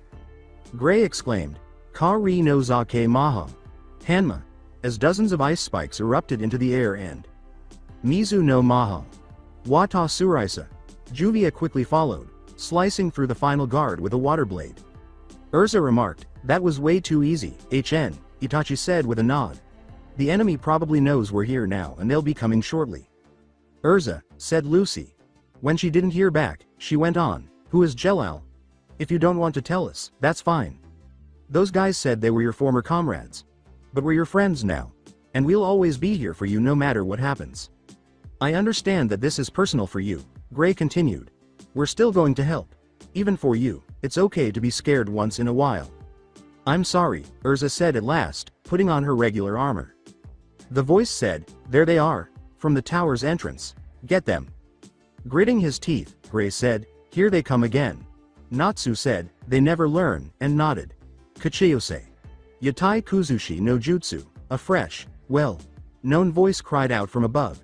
They were suddenly crushed under the weight of a huge green toad that seemed to appear out of nowhere as a blur of black and red fell in front of them. The figure said, thanks for the lift Gamahiro, and he rose, facing away from them. Anytime Naruto. The enormous toad said, nodding before vanishing in a cloud of smoke. As the newcomer turned, Gray trailed off, as that. Itachi said, welcome back Naruto. Naruto turned to face them, one eye of the Sharingan and the other gold, with the pupil now a horizontal slit. Sorry I'm late, he said. In addition to wearing a red trench coat with black flames emblazoned on the bottom, he had orange rings around his eyes. A black cat crossed my path so I had to take the long way. Naruto. Erza said, fading away. He's really backa but he's changed since then. His aura is soothing, and is that magic power he now possesses? I can sense that he is using magic power now, even though he didn't have it when he left. According to her understanding, his chakra, as he called it, was a combination of the body's physical and mental energies. Magic was a completely different power because it used spiritual energy from the user's soul rather than their body, as chakra did. Naruto was obviously using magic power, based on her current senses, but it didn't seem to be coming from his soul like she was used to. It was almost as if he had become one with it, drawn into his body from the spirit of Earthland itself. She had never really believed the stories her guildmates and even Master Makarov had told her about the world itself being alive. She had heard of others who had attempted it and even partially succeeded it to harness the power of nature itself. Even though only the Magic Council possessed the sheer skill necessary to prevent such a spell from destroying the entire world while in use, Ise Maha Jin. Itarian, a forbidden spell of mass destruction, was said to be powered by the magic of Earthland itself. However, until now, she had never heard of it ever enhancing a human body and had believed that such a dangerous power could not be controlled. Naruto grinned at her as they made their way into the tower. I heard you had a bit of a run-in with your old friends, he said. And I heard you were heading to confront some guy you used to know. Over 10 years ago, a cult that worshipped black magic wanted to construct a tower to use a magic that could raise the dead, Erza began. Startled, Lucy said, raise the dead? Naruto thought, it sounds like Orochimaru would have loved it here, as he let go of his inner energy and restored the blue hue of his right eye. Given the Snake Sanin's studies on resurrection jutsu, Itachi nodded, indeed. The project wouldn't have been condoned by the government or the Magic Council, so they captured slaves from all over the world to build the tower, Erza went on. When I was little, I was one of those captured and taken here. Surprised, Naruto stumbled, why? You were a slave? That was where I met Jellal, Erza clarified. After a failed escape attempt I was taken down to isolation and tortured. They ripped out my right eye, she said to everyone. Lucy raised her voice, but you have both your eyes. Poor Lyuzuka created a new one for me, Erza answered that. Jellal came to rescue me but he was captured and was taken in my place. Later, after I had been returned to my cell with the rest of the prisoners I just started attacking the guards. I rallied the prisoners to me and we all revolted against them. We stood up for our freedom, and to save Jellal. At that time, Jellal was our leader, our hero with a great sense of justice. He was also my idol, she stated. But with the time that passed, Jellal had changed. Knowing that there would be no happily ever after, Naruto asked, what happened? Erza replied, if someone can be called evil, I'd call him that. That was the day I learned magic. The enemy mages had finally come onto the battlefield and they struck down my old master. Her former boss. Recalling his own now deceased masters, Naruto pondered. He took a spell aimed at me and was killed, Erza clarified by saying. My magic awakened then and there. With that power I killed the mages who killed him and led the slaves out towards the boats on the shore. After I was sure they would make it, I turned around and headed back inside the tower in order to find Jellal. I found him all right. Let me guess, she was interrupted by Naruto. You were too late. Yes, Erza said sternly. He was insane. He said that he wanted to resurrect Zeref. Now, he almost killed me but decided it was better to exile me instead. He said if I breathed a word of what was happening here to anyone, that he would kill my friends. I woke up on a beach the next day and just cried for what felt like an eternity. Naruto extended a hand to her and said, Erza. With a single tear streaming down her left eye, the redhead uttered, I am going to fight Jellal. Hold on Erza, said Gray. That Zeref you just mentioned. Ah. He's called the most brutal and cruel dark mage in the history of the magic world, Erza said. Indeed, thought Lucy. The monster summoned by Lullaby was created from Zeref. Not only that, I'm afraid Deliora could have been another such part of Zeref, Erza said. Zeref has the power to create these terrifying monsters with little effort. Concerned, Lucy inquired, that's the Zeref that Jellal plans to revive? Erza bowed her head, embarrassed. I'm not sure what his motive is, she said. According to Jellal, my old comrade, when Zeref is revived they would become the rulers of the world. As he reflected on his time in the Akatsuki, Itachi asked himself, world domination? It sounds familiar. I don't know what Jellal has been filling their heads with since I escaped the Tower of Heaven, but I did abandon everyone for 8 years, Erza went on. I betrayed them. Bullshit, said Naruto.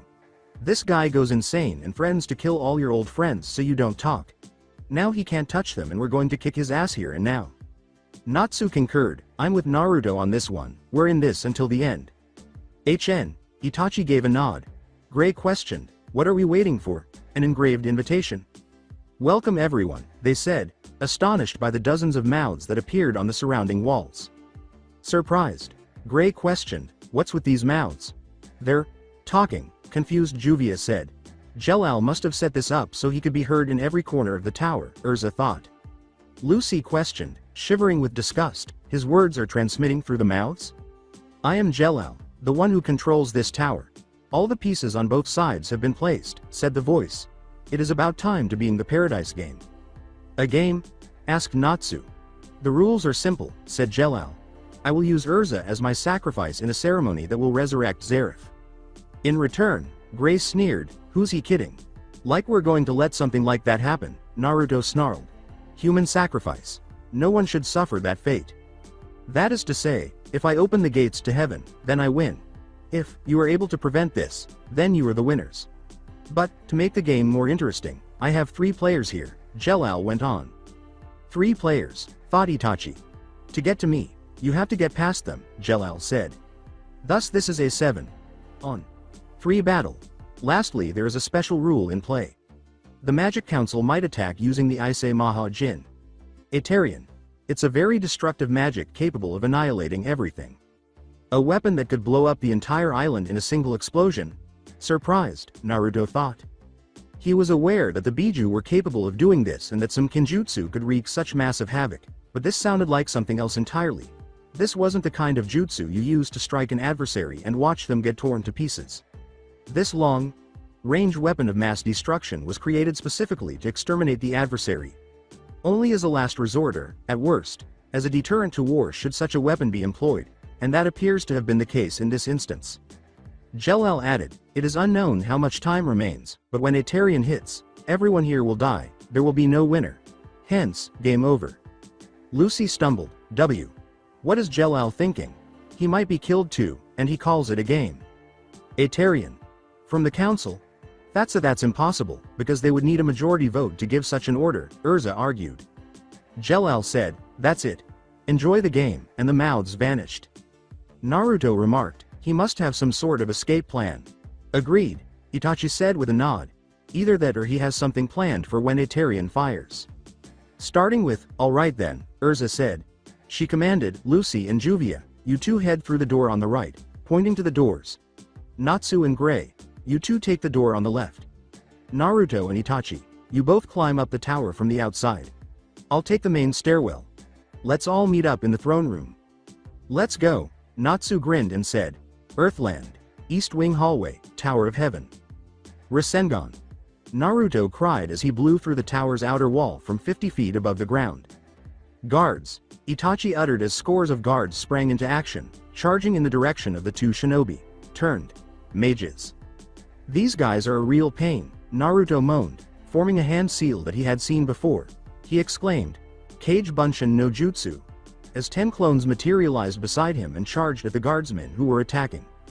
The guardsman's captain screamed, there are just 2 of them. Stop them already, but froze and collapsed to the ground, unconscious.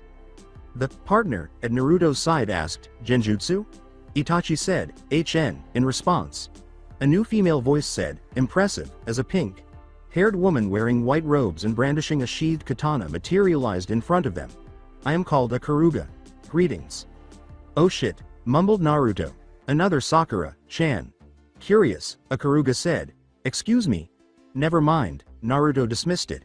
Listen, you wouldn't mind just stepping aside, would you? I'm afraid not, laughed a Karuga.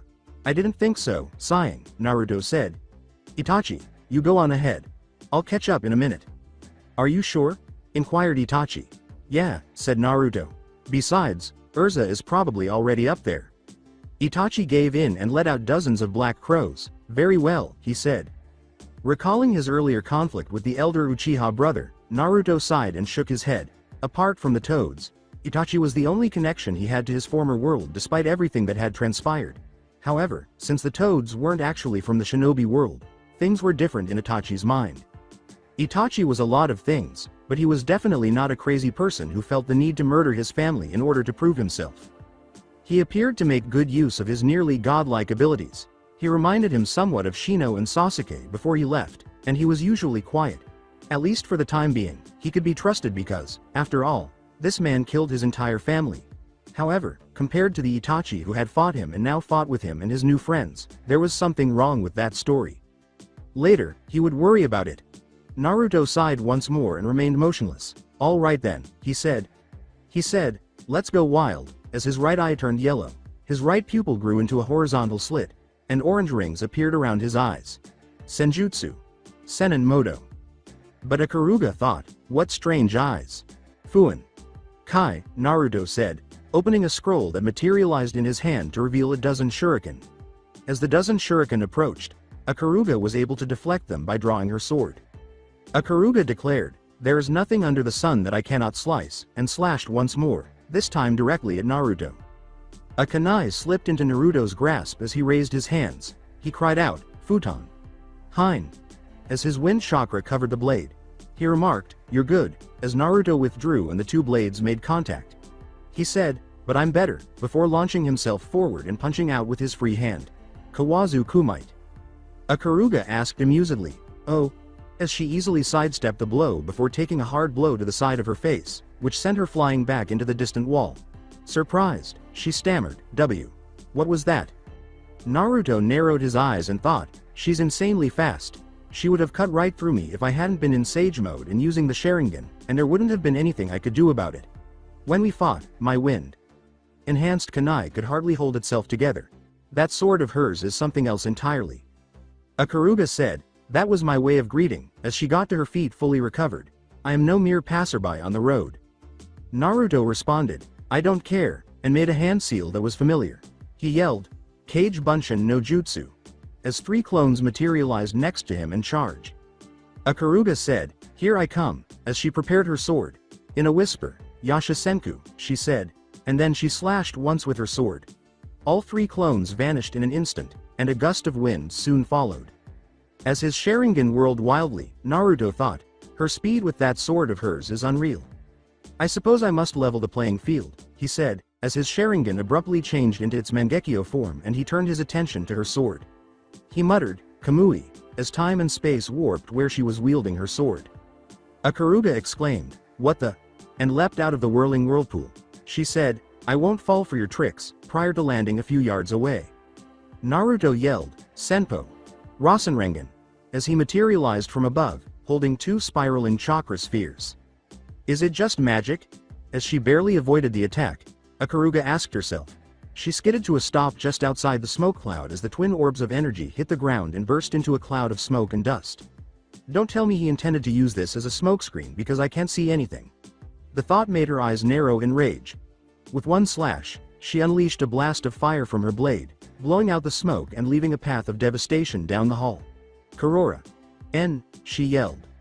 As the smoke cleared, Naruto thought, she's too good. He sighed and made a hand seal, saying, it appears that I cannot afford to hold back. Two clones materialized at his side as soon as he said, Kage Bunshin no Jutsu, and began charging a recognizable blue chakra sphere in his hand. Another magic ball. No matter what weapon you wield, it cannot stand up to my blade. Surrender, Ikaruga said with clarity. This isn't meant to break your sword, Naruto clarified as a bell. Like screech filled the air and white wind blades gathered around the chakra ball. He sprang at her and yelled, it's just meant to defeat you. Foolish, Ikaruga said, getting her sword ready. Naruto cried out, Futon. Rasengan. As the spiraling chakra sphere made contact with Ikaruga's sword. As the energy ball penetrated and drilled into her blade, her eyes grew wide. When she made contact with the chakra sphere, she was blown back and hit the distant wall with a loud explosion. Where his opponent had crashed, he looked. She was obviously still alive as she sat still against the dented wall, breathing heavily. He said, we're done here, and walked away. Wait. She looked up, stammering. As she fell into unconsciousness, Ikaruga thought, you. Who are you? As he turned and ran down the dimly lit hallway, Naruto thought, now. I need to find Erza and Itachi. Earthland. Throne room, Tower of Heaven. Dear me. It seems the game is already over, Jellal sighed, knocking his chessboard's pieces over. As she left the doorway, Erza demanded, is it really entertaining, playing with people's lives? Oh, but of course, replied Jellal. Life and death are the very basis of all things. They intensify every emotion. Or to put it a rather different way, there is nothing quite as dull as life. It has been a while, Erza. When he turned and Erza saw his face, she trailed off, Jellal. Jellal informed her, you could have just left this place at any time. Why did you choose not to do so? Erza answered, I have to free all my old comrades. Not that I care, retorted Jellal. I no longer have any use for them, not with the Tower of Heaven complete. Erza asked, even if it were to be destroyed only 10 minutes from now? Jellal laughed at that. You are referring to a Tyrian? He, she said. Erza tightened her grip on her sword, speculating, you seem unconcerned. So you really were bluffing. Jellal replied, oh no, the Tyrian will fall, taking off his hood to reveal his face. Erza raised her sword and exclaimed, that is what I wanted to hear, 10 minutes, if I can simply keep you here for that long. I will be able to bring an end to all of this. Jellal laughed and said, oh no, you are going to be sacrificed to Zareth, that much is pure fact, it is your destiny. Itachi was waiting for Naruto when he reached the throne room doors. Sorry, I'm late, Naruto said. Where's Erza? Inside, said Itachi. Naruto questioned, why aren't you in there with her? She doesn't seem to need our help right now, Itachi answered. 7 minutes left, laughed Jellal. In 7 minutes' time, a Tyrian will strike this place. Let us enjoy those 7 minutes, Erza. At this moment, I have nothing to be afraid of, Erza said. Even if a Tyrian does fall upon me, I will be satisfied as long as I take you with me. Jellal grinned and raised his hand, causing whips of dark energy to emerge. Here I come, he said. Yami no Maha. Erza escaped the attack, but the whips were so swift that they managed to hit her across the chest plate. I've got you now, Jellal said, his grin growing as he directed a concentrated beam of darkness in her direction. She was blown back through the wall and out of the tower after it stuck her in the stomach. After tumbling briefly, she launched herself back into the throne room after kicking off some falling debris. As two swords materialized in her hand and slashed down at Jellal, Erza yelled, you've just built this huge tower and you're just smashing it up. I just don't know what to say. Jellal replied, it's just a pillar or two, grinning knowingly, nothing more than decorations. Erza slashed at him, screaming angrily, Sho and the others worked 8 long years believing in you to make those decorations. Oh, don't play your little word games with me, Jellal retorted, dodging every blow. He laughed and threw a barrage of darkness at her, binding her. What's important here is the R system. That's what those 8 years were for. And now it is finally complete, he said. Erza cried out, enough, and wiped away the darkness that had attacked her with a single slash. She screamed, this ends now. as she cut with the back of her katana as she materialized in front of him. "Are you saying that this is the same Erza?" As she quickly slashed him across the chest and pinned him to the ground, Jellal thought in disbelief. "Damn." Erza looked down at him and demanded, "What are you really after? You haven't completed the R system at all, have you? Don't think I've been doing nothing for those 8 years. I've done my research on R systems. Sure, you've constructed the building itself perfectly, in accordance with the blueprints from back then. But you're still missing one basic thing to actually complete the R system." Jellal strained. "I already told you," she said. "The sacrifice will be you." Erza went on, "I mean something more basic than that. The thing you're lacking here is magic. To activate a magic spell of this scale requires a total of 2,700,000,000 ideas of sheer magic power. We're talking about the kind of magic you might not even be able to achieve by gathering all the mages on the continent. It is utterly impossible for a single human to gather up all of that magic and store it in this tower. And that's not the only thing. You are perfectly aware of the Council's intents to destroy this place, yet you make not a single move to run. What exactly are you planning?" A fresh voice said from the doorway, "I believe you've already realized what he has planned. The sheer amount of energy needed for such a technique is inhuman. Only the Biju are capable of generating the amount of power needed." Erza said, not quite, getting to her feet and moving away. "There is one other source of energy great enough to power a spell of this scale. The magic of the world itself." Itachi raised an eyebrow and said, "The world itself?" "The energy Naruto was able to gather from the world around him," Erza said, turning to face the blonde sage. She nodded when Naruto asked, "You mean natural energy? But I'm only able to use a small amount of it." "The magic of a world is theoretically limitless," Erza clarified. Jellal looked up with wide eyes and asked, "You figured it out?"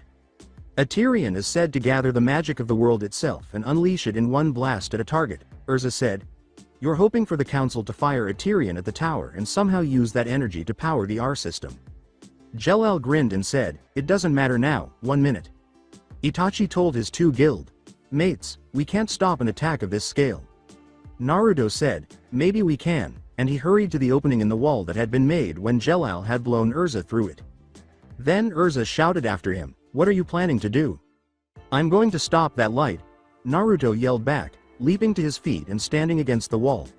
He whispered, "Senjutsu Senin Moto," as his eyes entered Sage mode and he gathered natural energy into his body.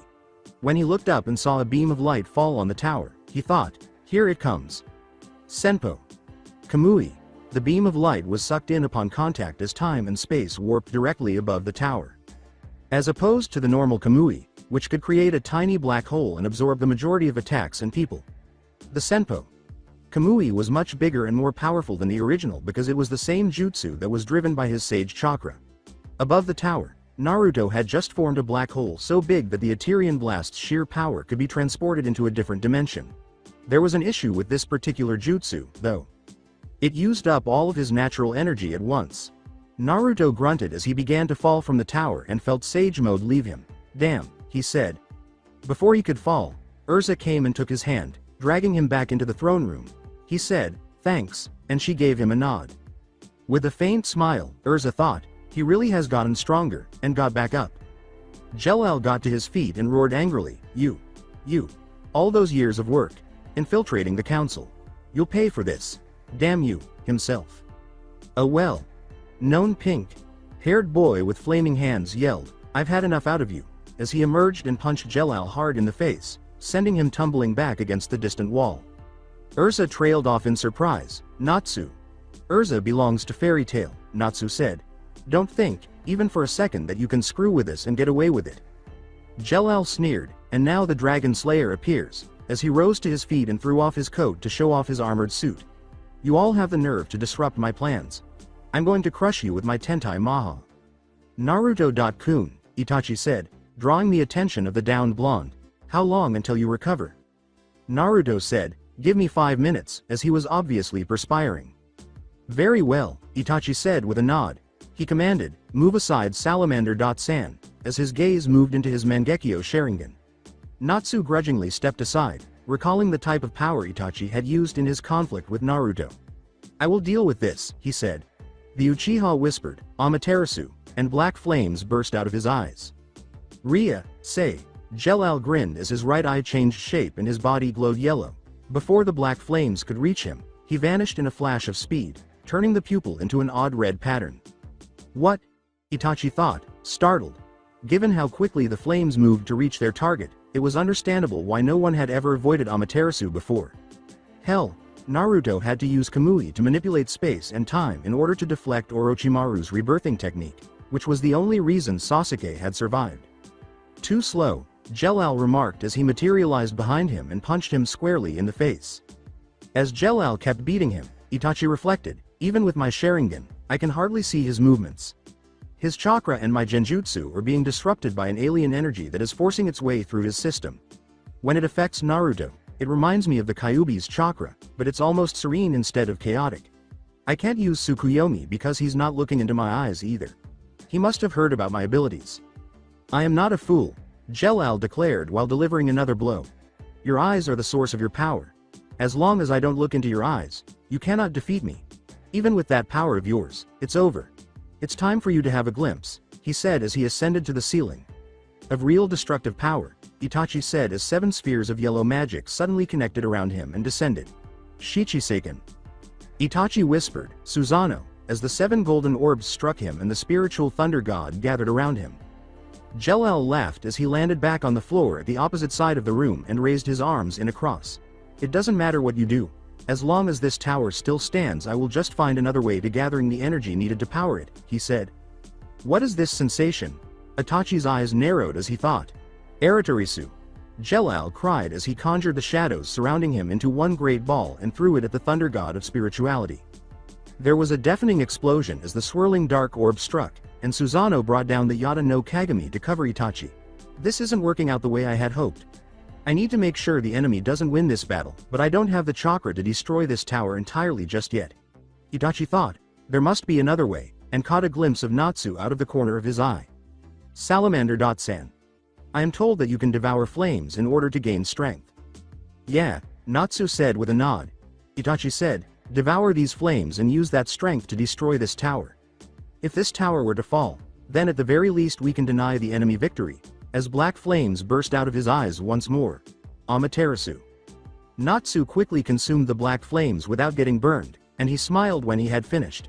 He punched his hand into his palm and said, I'm all revved up, as orange flames encircled his body and his magic seal materialized in the air before him.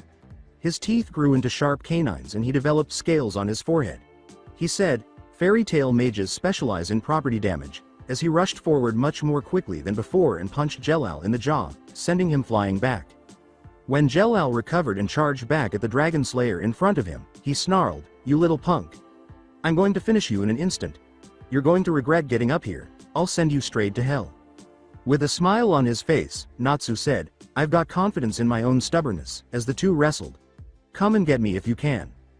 Jellal shouted, Shichiseiken, as he threw Natsu to the ground and blasted him with a barrage of glowing orbs.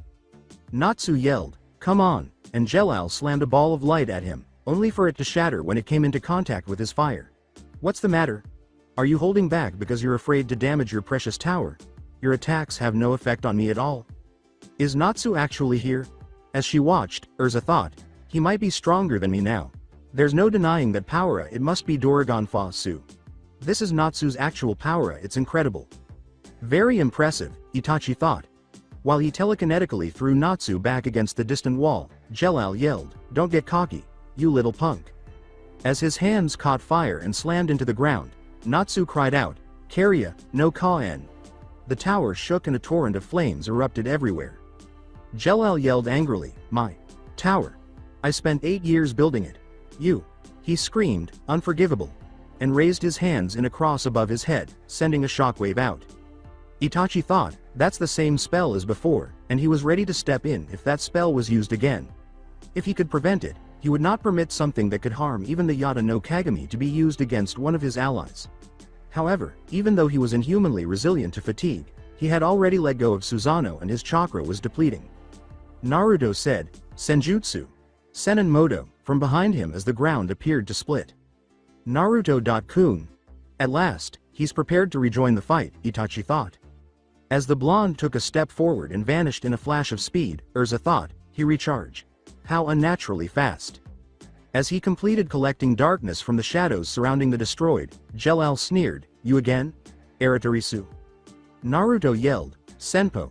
Cho Udama Rasengan, as he landed on the blue-haired mage holding a huge spinning chakra sphere that was almost twice as large as his own body. Itachi strained to say, Susanoo, as the spiritual thunder god reformed around him. He swiftly used its two right hands to seize Erza and Natsu, throwing away the sword and the jar as he raised the Yata no Kagami to protect against the blast that Naruto's extremely destructive jutsu unleashed. With a resounding crack, the enormous spiraling sphere and the orb of darkness exploded together. The tower broke apart and fell where it would have if it hadn't fallen away, leaving behind only blue crystal. After releasing Susanoo, Naruto landed next to Erza, Natsu, and Itachi, the latter of whom collapsed to his knees from exhaustion. Did you get him? Inquired Natsu. No, Naruto said with a headshake. I can still sense his chakra. Erza trailed off when he saw the now crystal tower surrounding them. This is Lacrima. The entire tower is one big Lacrima. He must have been planning to absorb magic from a Tyrian with this Lacrima. Jellal said, You dare to interfere with my plans, as his glaring form emerged from the dust. I'll kill you here and now. Erza mumbled, Jellal, as a single tear trickled down her cheek. With a single hand. Seal, Naruto thought, Erza. This guy. A moment after he said, Erza. I'm sorry, but I'm going to have to make you cry. Kage Bunshin no Jutsu, two clones materialized beside him. Erza opened her mouth to say, Naruto. What are you? But was interrupted by a familiar and unsettling screech that sounded like a bell. Don't tell me that spell will be used by him. However, I believed I told him not to use it ever again. At this rate, he will cripple himself. As Naruto and his clones created a white chakra shuriken in the original's right hand, Itachi muttered, That's. Jellal's eyes widened as he asked, What is that? This guy. You're done for now, said Natsu. Naruto yelled, Futon. Rasen Shuriken, as he threw the chakra shuriken at the blue-haired mage. He tossed it. Itachi's eyes widened as he thought, how is he able to throw such a compressed chakra? Jellal leapt over the chakra shuriken to avoid the blow as it closed in. As he landed a few feet away, the wind blades grew larger, and then the chakra shuriken's Rasengan core grew larger. It was finally over with a resounding explosion. It ends now, exclaimed Naruto, who materialized next to the blue-haired mage. He yelled, Senpo. Rasengan, and struck Jellal's chest with two spinning chakra spheres. Jellal threw a bolt of light at Naruto and exclaimed, I am. Impossible, I cannot be defeated. As he swiftly recovered despite the immense amount of damage he had sustained. I will create a land of freedom. Zeref called to me softly, through the pain and fear. He asked me if I wanted true freedom. That's right. I am the only one who can sense Zeref's presence. I am the chosen one. Together with Zeref, I will create a nation of true freedom. As the two fought their way from one side of the room, turned roof to the other, Naruto yelled, Would you just shut up already? I don't give a damn about your freedom, or any shit like that. Who cares? Crap like that has got nothing to do with my life.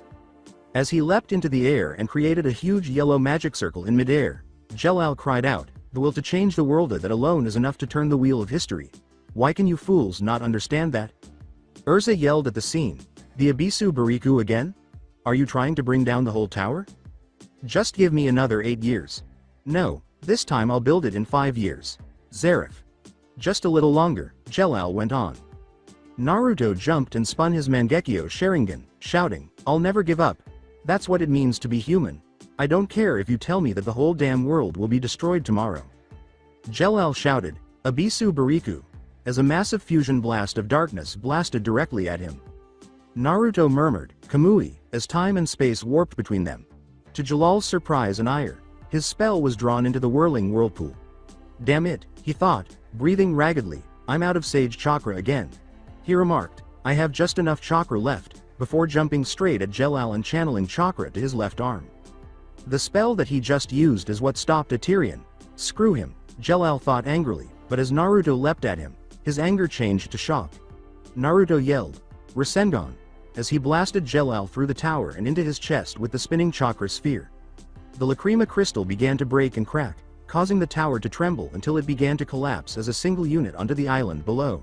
So that's it for today. I hope you guys enjoyed it. Don't forget to like, share and subscribe to the channel for more awesome stories like this. Thank you. See you all in my next video.